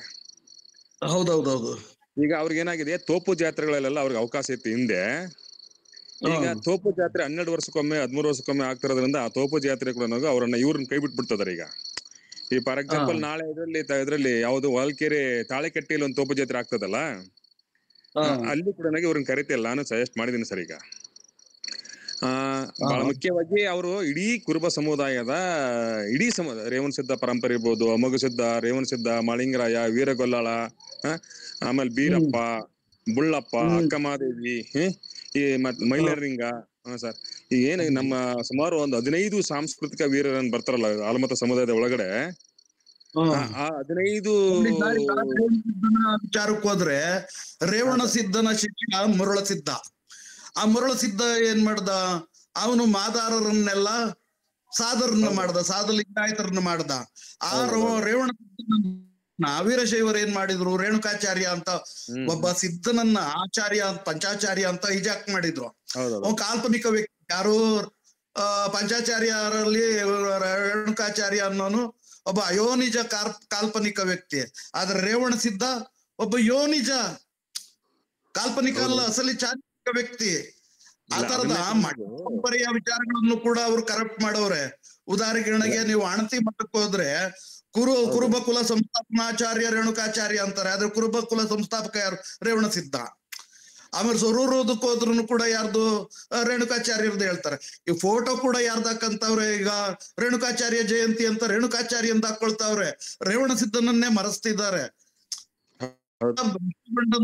ವಿಚಾರಗಳಿವು. ಇಲ್ಲ, ಏನಾಗಿದೆ ಸರ್, ಸಾಂಸ್ಕೃತಿಕ ಕಲ್ಚರೈಸೇಷನ್ ಇದೆಯಲ್ಲ, ಅದು ತುಂಬಾ ಆಗಿದೆ. ಈಗ ಇದ್ರ ಬಗ್ಗೆ ಅಧ್ಯಯನಗಳು ಆಗದೆ ಇರೋದ್ರಿಂದ, ಮತ್ತೆ ಆಮೇಲೆ ಈ ಸಮುದಾಯದ ಬಗ್ಗೆ ತುಂಬಾ ಸೈಂಟಿಫಿಕ್ ಆಗಿ ಅಧ್ಯಯನ ಮಾಡುವ ವರ್ಗ ಇಲ್ಲದೆ ಇರೋದ್ರಿಂದ ಇಂಥ ಸಮಸ್ಯೆಗಳು ಬಹಳ ಇದಾವೆ ಸರ್. ತಾವ್ ಹೇಳ್ದಂಗೆ ಇವ್ರ ಕಥೆಗಳನ್ನ ಸಂಗ್ರಹಿಸಿದ್ರೆ ಒಂದು ಬೇರೆ ತರದಲ್ಲಿ ನಮ್ಗೆ ಅವಕಾಶ ಸಿಗ್ತದೆ. ಉದಾಹರಣೆಗೆ ಇನ್ನೊಂದು ಹೇಳ್ತೀನಿ ನಿಮ್ಗೆ. ಲಿಂಗದ ಬೀರರ ಕುಣಿತ ಇದೆಯಲ್ಲ, ಅದು ಬೀರಲಿಂಗ ಹೆಸರಿನಲ್ಲಿ ಇರೋದು. ಬೀರ್ಲಿಂಗ, ಲಿಂಗದ ಬೀರ್. ಅದನ್ನ ಏನ್ ಮಾಡ್ರು ಇವರು ವೀರಶೈವರು, ಪುರವಂತಿಕೆ ಅಂತ ಮಾಡ್ಕೊಂಡ್ರು. ಪುರವಂತಿಕೆ ಅಂತ ಮಾಡ್ಕೊಂಡಿದ್ದನ್ನ ಅದನ್ನ ಉನ್ನಯನಗೊಳಿಸಿ ವೀರಗಾಸೆ ವೀರಭದ್ರ ಕುಣಿತ ಅಂತ ಮಾಡಿದ್ರು. ಈಗ ಇದರಲ್ಲಿ ಟಗರ್ಜೋಗಿಗಳಲ್ಲಿ ನೋಡಿ ಡೊಳ್ಳಿನ ಪದಗಳನ್ನ ಅರ್ಥ ಇಲ್ಲ, ವೀರಗಾಸೆ ಇಲ್ಲ ಟಗರ್ಜೋಗಿಗಳಲ್ಲಿ. ಡೊಳ್ಳು ಕುಣಿತ ಎಲ್ಲಿದೆ? ಇವರು ಒಂದ್ ಕೈನಲ್ಲಿರುವಂತ ಡಮರು ಬಾರಿಸ್ತಾರೆ, ಕರಡಿ ಟೋಪಿ ಇಟ್ಕೊಂಡು. ಆ ಕರಡಿ ಅದು ಇದ್ರದ್ದು ಏನು ಗೊರವ್ರ ಕುಣಿತ ಕುಣಿತಾರೆ ಹೊರ್ತು ಈ ಗೊರವರಲ್ಲೇ ಇರುವಂತ ಡೊಳ್ಳಿನ ಕಲೆ ಟಗರ್ಜೋಗಿಗಳಿಲ್ಲ, ಡೊಳ್ಳು ಕುಣಿತ ಇಲ್ಲ. ಸರ್ ಈಗ ಒಂದು ಸ್ಪಷ್ಟ ಸರ್, ಇವ್ರದ್ದು ಈ ಕಥೆಗಳು ಬೆಲೆ ಇನ್ನು ಕೆಲಸ ಆಗ್ಬೇಕಾಗಿದೆ. ಒಂದು ನಾನು ಸ್ಪಷ್ಟಪಡಿಸಕ್ಕೆ ಏನ್ ಬಯಸ್ತೀರಂದ್ರೆ ಸರ್, ಬಹಳ ಮುಖ್ಯವಾಗಿ ಇವರು ಅಲೆಮಾರಿ ಕೇಂದ್ರಿತ ಅಲೆಮಾರಿ ಕುರುಬರನ್ನ ಪ್ರಧಾನವಾಗಿ ಇಟ್ಟುಕೊಂಡು ಕಥೆಗಳನ್ನ ಪ್ರದರ್ಶನ ಮಾಡುವ ವರ್ಗ ಮೊದಲನೇ ಸರ್. ಹಾಗಾಗಿ ಏನ ಸರ್, ಈ ಅಲೆಮಾರಿ ಕುರುಬರಿಗೆ ಎಷ್ಟು ಬೇಕೋ ಅಷ್ಟು ಕಥೆಯನ್ನು ಮಾತ್ರ ಹೇಳ್ತಾರ ಅವ್ರು ಅಷ್ಟೇ. ಏನಾಗಿದೆ, ಇತ್ತೀಚೆಗೆ ಅವರು ಏನಾಗಿದೆ, ಕಥೆಯ ಪ್ರಮಾಣವನ್ನ ಕಡಿಮೆ ಮಾಡ್ಕೊಂಡ್ಬಿಟ್ರ ಸರ್. ಅದು ಕಥೆನೂ ಹೆಂಗ್ ಹೇಳ್ತಾರೆ ಸರ್ ಅವರು, ಬರೀ ಸುಮ್ನೆ ಇವತ್ ನಾನ್ ಮಾತಾಡಿದ್ದಲ್ಲ ಆ ತರ ಹೇಳ್ಕೊಂಡು ಹೋಗ್ತಾರೆ. ಕಲ್ಯಾಣ ಪಟ್ಟಣದಲ್ಲಿ ಪವಾಡ ಮಾಡಿದಂತ ಪವಾಡದ ಟಗರೆ ಅಂತ ಹಾಗೆ ಹೇಳ್ತಾರೆ ಅಷ್ಟೇ, ಬೇರೆ ಪದಗಳನ್ನೇ ಆಡೋದು. ಅಲ್ಲಿ ಒಬ್ಬ ಕಲಾವಿದ ಅದನ್ನ 8 ತಾಸು ಆಡ್ತಾನೆ ಸರ್, 8 ರಿಂದ 9 ತಾಸು ಆಡ್ತಾನೆ. ಬರೀ ತಗರಾಜೋಗಿ ಹೆಂಗ್ ಹುಟ್ಟಿದ್ರು ಅಂತ ನಾನು ಚಿಕ್ಕೋಡಿಲ್ಲ ಮತ್ತೆ ಒಂದು ಕತೆ ಸಂಗ್ರಹ ಮಾಡಿದೀನಿ. ಬರೀ ತಗರಾಜೋಗಿ ಸೃಷ್ಟಿ ಮೂಲ ಕಥೆವನ್ನ ಹೇಳುವ 1 ಗಂಟೆ 23 ನಿಮಿಷ ಆಡಿದಾನೆ ಒಂದೇ ಕತೆ. ಆಮೇಲೆ ಅವ್ರು ಏನಂತಾರೆ, ಕನಿಷ್ಠ ಅವರು ಏನಿದೆ, ನೀವು ವ್ಯಾಪಕವಾಗಿ ಕ್ಷೇತ್ರಾಧ್ಯಯನ ಮಾಡ್ತಾ ಇರೋದ್ರಿಂದ ನಿಮಗೆ ಸಿಕ್ಕಿದ್ದಾರೆ, ನೀವು ವಿಶ್ವವಿದ್ಯಾಲಯದಿಂದ ಅಧ್ಯಯನ ಮಾಡ್ತಾ ಇರೋ. ನನ್ಗೆ ಇದು ನಾನು ಏನು ಎಲ್ಲಿಂದಲೂ ಅಧ್ಯಯನ ಮಾಡುವಂತ ನಿಮ್ಗೆ ಬಂದಿರುವಂತ ಪ್ರಾಜೆಕ್ಟ್ಗಳ ಅವಕಾಶ ನನ್ಗಿಲ್ಲ. ನಾನು ಸ್ವಯಂ ನಾನು ಬಾಲಕನಾಗಿದ್ದಾಗಿನಿಂದ ನನ್ನ ವೀರಖ್ಯಾತಯ್ಯ ಏನು ನಮ್ಮ ಸಂಬಂಧಿಕ ಒಬ್ಬಿದ್ದ ಟಗರಜೋಗಿ, ಅಲ್ಲಿಂದ ನಾನು ಕಂಡುಕೊಂಡಿರೋದು. ಹೌದೌದು. ಇಲ್ಲ ಈಗ ಇಲ್ಲ ಯಾವ ಯೋಜನೆ ಇಲ್ಲ ಸರ್, ಸ್ವಂತ ಖುಷಿಗೆ ಮಾಡ್ತಾ ಇದೀನಿ. ಬಟ್ ಏನಾಗಿದೆ, ಈಗ ಅವ್ರದ್ದು ಒಂದು 8 ರಿಂದ 9 ತಾಸು ಒಬ್ಬ ಗಾಯಕ ಆಡ್ತಾನೆ ಸರ್, ಒಂದೇ ಒಂದು ಕತೆ. ಯೋಜನೆ ನೋಡಿ, ಈಗ ಉದಾಹರಣೆಗೆ ಕುರುಬ್ಕಿ ಯೋಜನೆಗೆ ನೀವು ಆ ಪುಸ್ತಕ ಪ್ರಕಟಿಸಿರೋದು, ಅದ್ ನೀವು ನನಗೆ ತೋರಿಸಿದ್ರಲ್ಲ. ಹಂಗೆ ನಿಮ್ಗೆ ನಮಗೆ ಅಂತ ಯೋಜನೆಗಳು ಯಾವ್ದಿಲ್ಲ. ನಾನು ವೈಯಕ್ತಿಕವಾಗಿ ಓಡಾಡ್ದಾಗೆಲ್ಲ ಕಂಡುಕೊಂಡಿರೋದು ಇವ್ರ ಜೊತೆಗಿನ ಸಣ್ಣ ವಯಸ್ಸಿನಾಗಿದ್ದಾಗಿಂದ ಒಂದು ಇವ್ರ ಜೊತೆಗೆ ಸಂಪರ್ಕಗಳಿಂದ ನನಗೆ ಗೊತ್ತಾಗಿರೋದು. ಹೌದೌದು, ನಿಜ ಸರ್. ಮೊನ್ನೆ ನೀವು ಬೆಂಗಳೂರಿಗೆ ಬಹಳ ಖುಷಿ ಆಯ್ತು. ಇವತ್ತು ಒಳ್ಳೆ ಉಪನ್ಯಾಸ ಮಾಡಿದ್ರಿ ಸರ್, ಧನ್ಯವಾದಗಳು. ಬಟ್ ಅವ್ರದ್ದು ಇನ್ನು ಕಥೆ ಸಂಗ್ರಹ ಆಗ್ಬಿದೆ. ಅದು ಬಹಳ ಮುಖ್ಯವಾಗಿ ಅವ್ರ ಮೇಲೆ ಇನ್ನು ವರ್ಕ್ ಆಗ್ಬೇಕಾಗಿದೆ ಸರ್. ವರ್ಕ್ ಆಗ್ಬೇಕು ಸರ್. ಹೌದು. ಬಟ್ ಏನಾದ್ರೂ ಪ್ರಶ್ನೆ ಇದ್ರೆ ನಾವ್ ಅವ್ರ ಜೊತೆ ಮಾತಾಡ್ತಾ ನಾವು ಇದನ್ನ ಮಾಡ್ಬೋದು ಸರ್. ನಾವೇ ಮಾತಾಡೋದಕ್ಕಿಂತ ಮಾತಾಡ್ಬೋದು ಸರ್. ಚಂದ್ರ ವಡಗೇರಿ ನೀವು ಸರ್ ತುಂಬಾ ಮಾಡಿದೀರಾ ಸರ್. ಸರ್ ನೀವೇ ಹೇಳ್ಬೇಕು, ನೀವು ಹೆಚ್ಚಧ್ಯಯನ ಮಾಡಿದೀರಾ. ಇರ್ಲಿ ಸರ್, ಇರ್ಲಿ ನನಗೆ ಸರ್. ಸರ್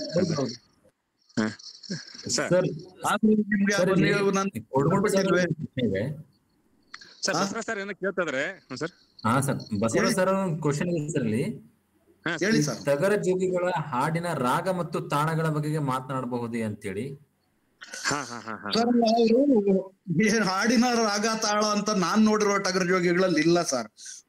ನಾನ್ ನೋಡಿರುವಂತ ಟಗರ್ ಜೋಗಿಗಳಲ್ಲಿ ಡಮರು ನುಡಿಸ್ಕೊಂಡು ಪಿಳ್ಳಂಗೋವಿ ಊದ್ಕೊಂಡು ಮತ್ತು ಡಮರು ಪಿಳ್ಳಂಗೋವಿ ಎರಡೂನು ಇಲ್ಲದೆ ಬರೀ ಕೀಲು ಗೊಂಬೆಗಳನ್ನ ಕುಣಿಸ್ಕೊಂಡು ಅವ್ರ ಗದ್ಯ ರೂಪದಲ್ಲೇ ಹೇಳ್ತಾರೆ ಸರ್. ಗದ್ಯನೇ ಪದ್ಯೋತ್ತರಕ್ಕೆ ರಾಗವಾಗಿ ಹೇಳ್ತಾರೆ. ಸ್ವಲ್ಪ ಅದು ತೆಲುಗಿಗೆ ಒಗ್ಗು ಕಥಾ ಅಂತ ಇದೆ, ಒಗ್ಗು ಕಥಾ ಮಾದರಿ ಅದು. ಓಕೆ ಸರ್, ಸರಿ ಸರ್. ಸರ್ ಬೇರೆ ತಾಳ ಈಗ ಮಂಟೆಸ್ವಾಮಿ ಕಾವ್ಯಕ್ಕೆ ಒಂದು ರಾಗ, ಒಂದ್ ತಾಳ, ಒಂದ್ ಲಯ ಅಂತದೆಲ್ಲ ಇದೆ ಗದ್ಯ ಪದ್ಯ ಮಿಶ್ರಿತವಾಗಿ. ಹಾಗೆ ಇದಕ್ಕೂ ಇದೆ. ಯಾವ್ದು ನೀಲ್ಗಾರ ಇದನ್ನ ಆಡ್ತಾರಲ್ಲ, ಸಾರಿ ದೇವ್ರಗುಡ್ರು ಮಲೆಮಹದೇಶ್ವರನ್ ಕಾವ್ಯ, ಅದಕ್ಕೂ ಇದೆ. ಮಂಟೆಸ್ವಾಮಿ ಕಾವ್ಯಕ್ಕೂ ಇದೆ.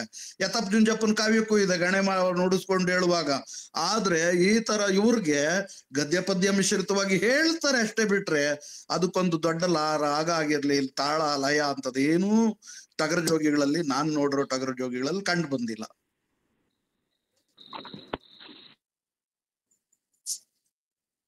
Okay sir, thank you sir.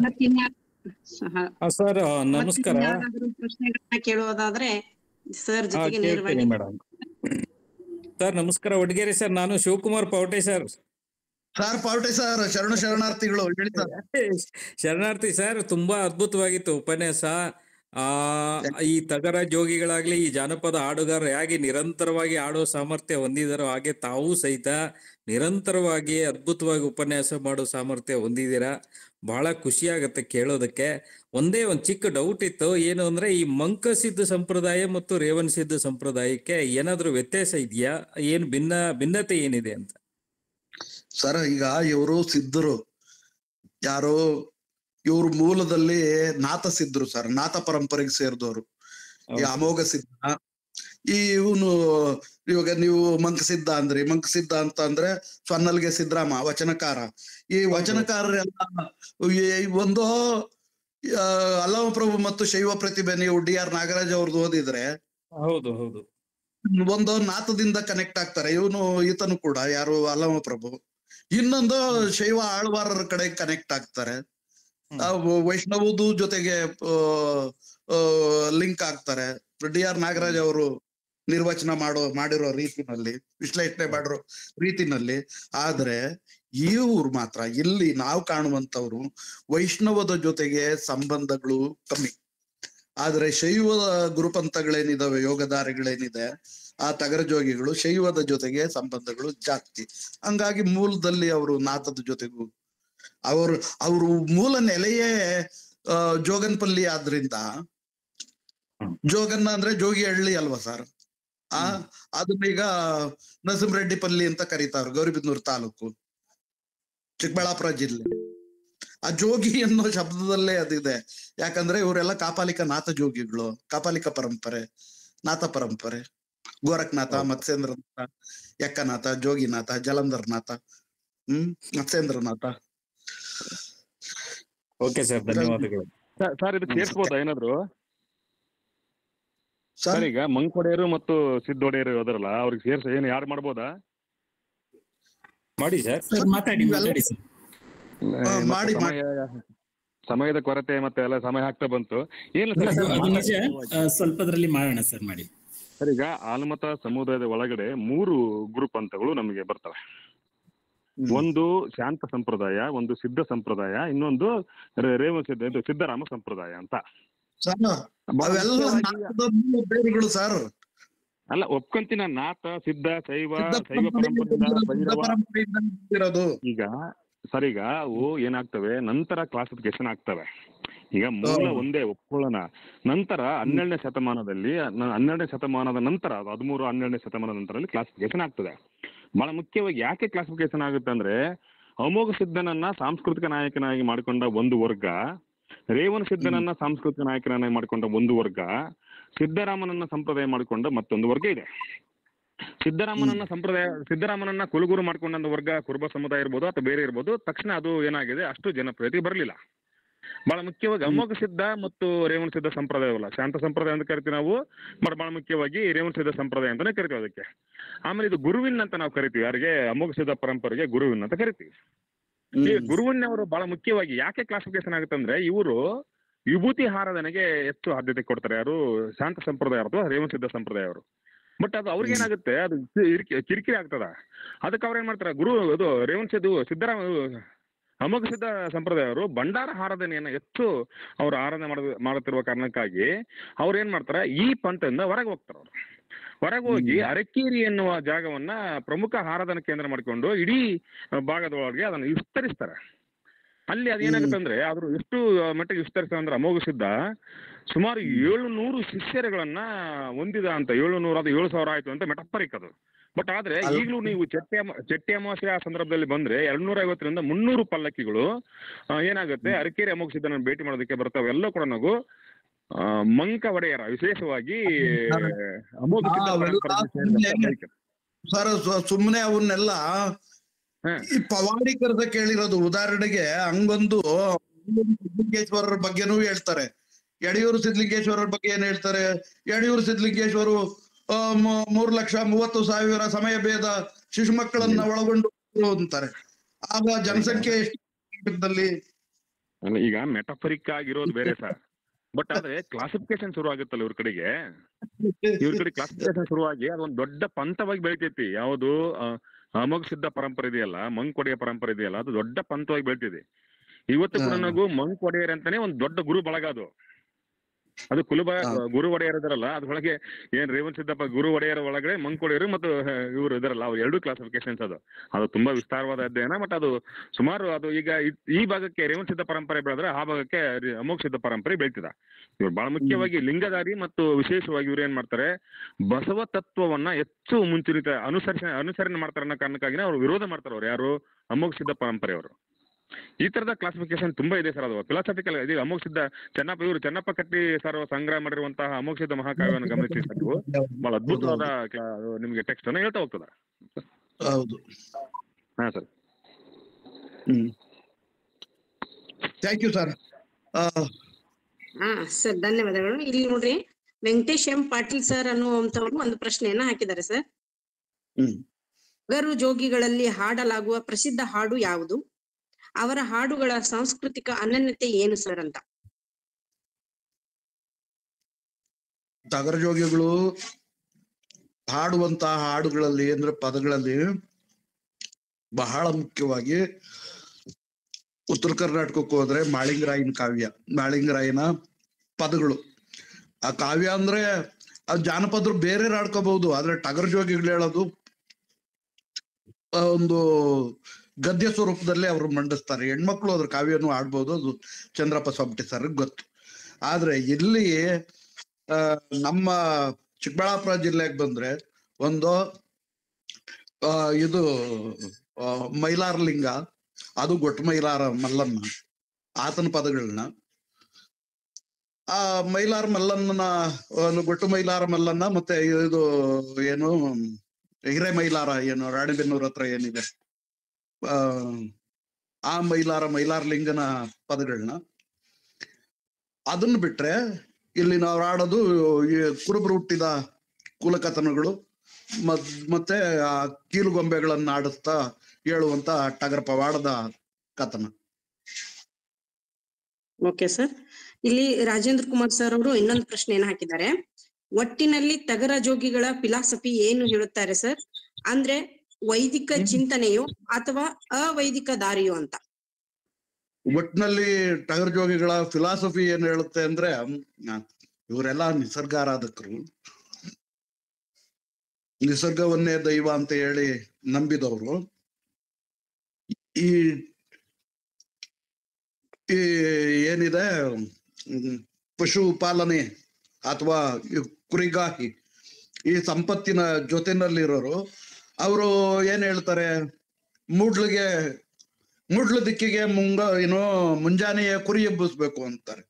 ಅಂತ ಕುರಿ ಎಬ್ಬಿಸಿ ಅದ್ರ ಮುಡುಗ್ನೊಳಗೆ ನೀರು ಕುಡಿಸ್ಬೇಕು, ಅಡವಿ ಒಳಗೆ ಹುಲ್ಲು ಮೇಯಿಸ್ಬೇಕು, ಮಂಜಿನ ನೀರಿನೊಳಗೆ ಸ್ನಾನ ಮಾಡಿಸ್ಬೇಕು, ಮಂಜಿನ ನೀರು ಕುಡಿಬೇಕು, ಆಮೇಲೆ ಅದು ಗಿಲಿಗಿಲಿ ಅನ್ನುವಂತ ಉರುಳಿ ತಿನ್ಬೇಕು, ಗಲಗಲ ಅನ್ನುವಂತ ಮೇವು ಮೇಯ್ಬೇಕು. ಆವಾಗ ಮೂಗ್ನೊಳಗೆ ಮುಂಗೈ ಗಾತ್ರ ಸಿಂಬಳನೆ ಸುರಿಯುತ್ತೆ. ಅವಾಗ ಟಗರು ಹೋಗಿ ಆನೆ ಆಗ್ಬಿಡುತ್ತೆ ಗಾತ್ರದಲ್ಲಿ. ಆ ತರ ಇರುತ್ತೆ. ಅಂದ್ರೆ ಮುಂಜಾನೆ ಮೂಡ್ಲಿಗೆ ಕುರಿ ಎಬ್ಬಿಸಿ, ಮುಡುಗ್ನೊಳಗೆ ನೀರು ಕೂಡಿಸಿ, ಅಡವಿ ಒಳಗೆ ಹುಲ್ಲು ಮೇಯಿಸಿ, ಗಲಗಲ ಅನ್ನುವಂತಹ ಉರುಳಿ ಮೇಯಿಸಿ, ಗಿಲ್ಗಿಲಿ ಅನ್ನುವಂತ ಹುಲ್ಲು ಮೇಯಿಸಿ, ಮುಂಗೈ ಗಾತ್ರ ಗೊಣ್ಣೆ ಸುರಿಸ್ಕೊಂಡು ಹಂಗಿರ್ಬೇಕು ಟಗರು. ಆಮೇಲೆ ಹೊರಗ್ ಕಂಬಳಿ ಒಳಗೆ ಓಡಾಡ್ತಿರ್ಬೇಕು. ಇವರೆಲ್ಲಾನು ಚೆನ್ನಾಗಿ ಶೋಭಾಯಮಾನವಾಗಿ ಟಾಳಾಯಿಸೋ ವಸ್ತ್ರ ಹಾಕಬಾರ್ದು ಅಂತ ಹೇಳ್ತಾರೆ ಕುರಿಕಾಯರು. ಅಂದ್ರಾಗ ಇವರು ಪ್ರಕೃತಿ ಜೊತೆಗಿನ ಸಂಬಂಧಗಳು ಹೇಳ್ತಾವ್ರೆ. ನಾವು ಇವತ್ತು ಐಷಾರಾಮಿ ಬದುಕ್ತಾ ಇದ್ದೇವೆ. ವಿಜ್ಞಾನ ಮತ್ತು ತಂತ್ರಜ್ಞಾನಗಳ ಸೌಕರ್ಯಗಳನ್ನ ಪಡಿತಾ ಇದ್ದೇವೆ.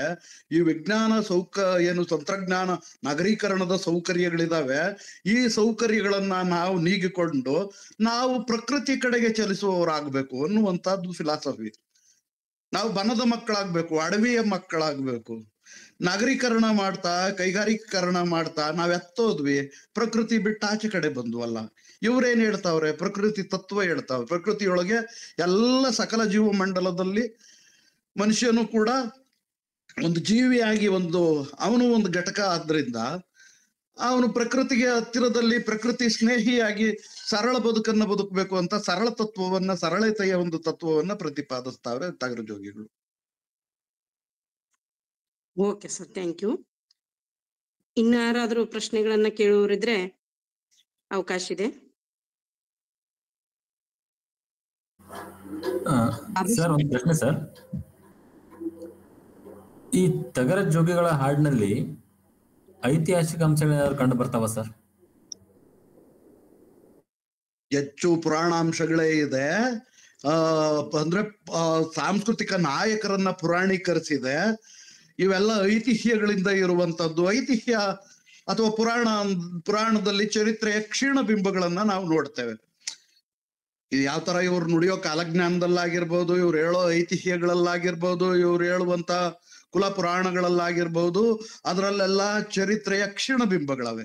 ಆದ್ರೆ ಈಗಾಗಲೇ ಸಿಕ್ಕಿರುವಂತ ಸಾಂಸ್ಕೃತಿಕ ನಾಯಕರೇನಿದ್ದಾರೆ ಅದು ಅವ್ರ ಸುತ್ತನೇ ಎಣ್ಕೊಂಡಿರುವಂತದ್ದು ತಾನೇ ಪವಾಡುಗಳೆಲ್ಲ. ಈಗ ರೇವಣ ಸಿದ್ಧ ಇದ್ರು, ಮರುಳ ಸಿದ್ಧ ಇದ್ರು, ಅದಕ್ಕೆಲ್ಲ ಆಧಾರಗಳಿದಾವೆ. ಬರೀ ಐತಿಹ್ಯಗಳೇ ಅಲ್ಲ, ಬರೀ ಪುರಾಣಾಂಶಗಳೇ ಅಲ್ಲ. ಅವಕ್ಕೆ ಅವ್ರು ಇದ್ರು ಅನ್ನೋದಕ್ಕೆ ಶಾಸನ ಆಧಾರಗಳಿದಾವಲ್ಲ. ಶಾಸನಗಳ ಆಧಾರಗಳೇ ಇಲ್ಲಿ ಇರೋದ್ರಿಂದ ಚರಿತ್ರೆಯ ಜೊತೆಗೆ ಗಾಢ ಸಂಬಂಧವನ್ನು ಕೂಡ ಟಗರ ಜೋಗಿಗಳ ಈ ಕಥನಗಳು ಬೆಸ್ತ್ಕೊಂಡಿದ್ದಾವೆ. ಸರ್, ಇನ್ನೊಂದು ಸರ್, ಈಗ ಇತಿಹಾಸ ಅಂದ್ರೆ ಕೇವಲ ಶಾಸನ ಅಥವಾ ಈಗ ಸಾರ್ ಹೇಳಿದಂಗೆ ಪ್ರಭುತ್ವ ಕೇಂದ್ರಿತವಾದ ಲಿಖಿತ ಪರಂಪರೆ ಅಥವಾ ಲಿಖಿತ ಪರಂಪರೆಯ ಆಕರಣಗಳನ್ನ ಮಾತ್ರ ನಾವು ಇತಿಹಾಸ ಅಂತ ಗ್ರಹಿಸೋದಿದೆಯಲ್ಲ, ಅದು ಅತ್ಯಂತ ದೊಡ್ಡ ತಪ್ಪು ಅಂತ. ನಿಜ ಸರ್. ಈಗ ಹೌದಲ್ಲ ಸರ್? ಈಗ ಬಹಳ ಮುಖ್ಯವಾಗಿ ಈ ಅನೇಕ ಸಮುದಾಯಗಳ ಆತ್ಮಕಥನಗಳು ಅಂದ್ರೆ ಈ ನೆಲದ 70% ಬದುಕಿನ ಮೀಮಾಂಸೆಗೆ ಸಂಬಂಧಪಟ್ಟಂತ ಕಥೆಗಳು ಎಲ್ಲಿ ಸಿಗ್ತವೆ ಅನ್ನೋದಾದ್ರೆ ಅದು ಮೌಖಿಕ ಪರಂಪರೆಯಲ್ಲಿ ಸಿಗ್ತವೆ.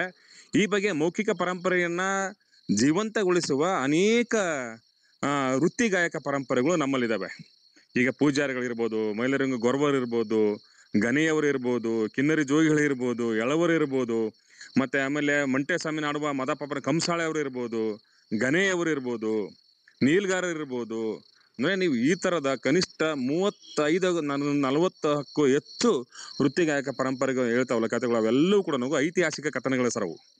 ಆಮೇಲೆ ಫೀಡ್ಬ್ಯಾಕ್ ಏನ್ ಬಂದಿದೆ ನನಗೆ ಅದು ಗೊತ್ತಾಗ್ತಾ ಇಲ್ಲ. ಅಲ್ಲಿಂದ ಕಾಪಿ ಮಾಡಿ ನನ್ ವಾಟ್ಸಪ್ ಕಳ್ಸೋದಾದ್ರೆ ನಾನೇನ್ ಪರಿಷ್ಕರಣೆ ಮಾಡ್ಕೋಬಹುದು ಅಥವಾ ನಾನ್ ಮುಂದಕ್ಕೆ ಏನ್ ಅಧ್ಯಯನ ಅಂಶಗಳನ್ನ ಒಳಗೊಳ್ಳಬಹುದು ಅಂತ ನನಗೆ ಗೊತ್ತಾಗುತ್ತೆ. ನನ್ಗಿಲ್ಲಿ ನೋಡಕ್ಕೆ ಆಗ್ತಾ ಇಲ್ಲ. ಇದ್ರಲ್ಲಿ ಸಿಗುತ್ತೆ, ಅಲ್ಲ ಲಿಂಕ್ ಅಲ್ಲಿ ಇರುತ್ತೆ, ಸಿಕ್ಕುತ್ತದೆ, ಎಲ್ಲ ಪ್ರಶ್ನೆ ಸಿಗುತ್ತೆ ನಿಮ್ಗೆ sir. Sir Babu sir ಮುಗಿಸ್ಬೋದಾ?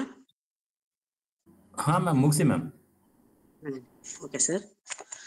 Kannada ಸಾಹಿತ್ಯ ಲೋಕಕ್ಕೆ ಗಣನೀಯ ಸೇವೆಯನ್ನ ಸಲ್ಲಿಸಿದಂತ ಡಾಕ್ಟರ್ ವಡ್ಡಗೆರೆ ನಾಗರಾಜ ಸರ್ ಅವರು ಇಂದು ಹೊಸ ವಿಷಯ ಅಂದರೆ ತಗರ ಜೋಗಿಗಳ ಪದ ಎಂಬ ಹೊಸ ವಿಷಯದೊಂದಿಗೆ ನಮ್ಮೊಂದಿಗೆ ಸುದೀರ್ಘವಾಗಿ ಚರ್ಚಿಸುತ್ತಾ ಮುಕ್ತವಾಗಿ ವಿಷಯವನ್ನ ಮಂಡಿಸಿದ್ದಾರೆ.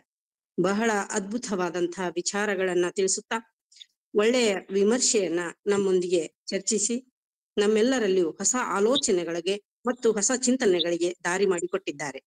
ಅವರಿಗೆ ಮಸ್ಕಿ ಭಂಡಾರ ಪ್ರಕಾಶನ ಮಸ್ಕಿ ವತಿಯಿಂದ ಹಾಗೂ ನನ್ನ ವೈಯಕ್ತಿಕ ವತಿಯಿಂದ ಮತ್ತು ಎಲ್ಲ ಕೇಳುಗರ ವತಿಯಿಂದ ತುಂಬು ಹೃದಯದ ಅಭಿನಂದನೆಗಳನ್ನು ಹಾಗೂ ಧನ್ಯವಾದಗಳನ್ನ ಅರ್ಪಿಸುತ್ತೇನೆ.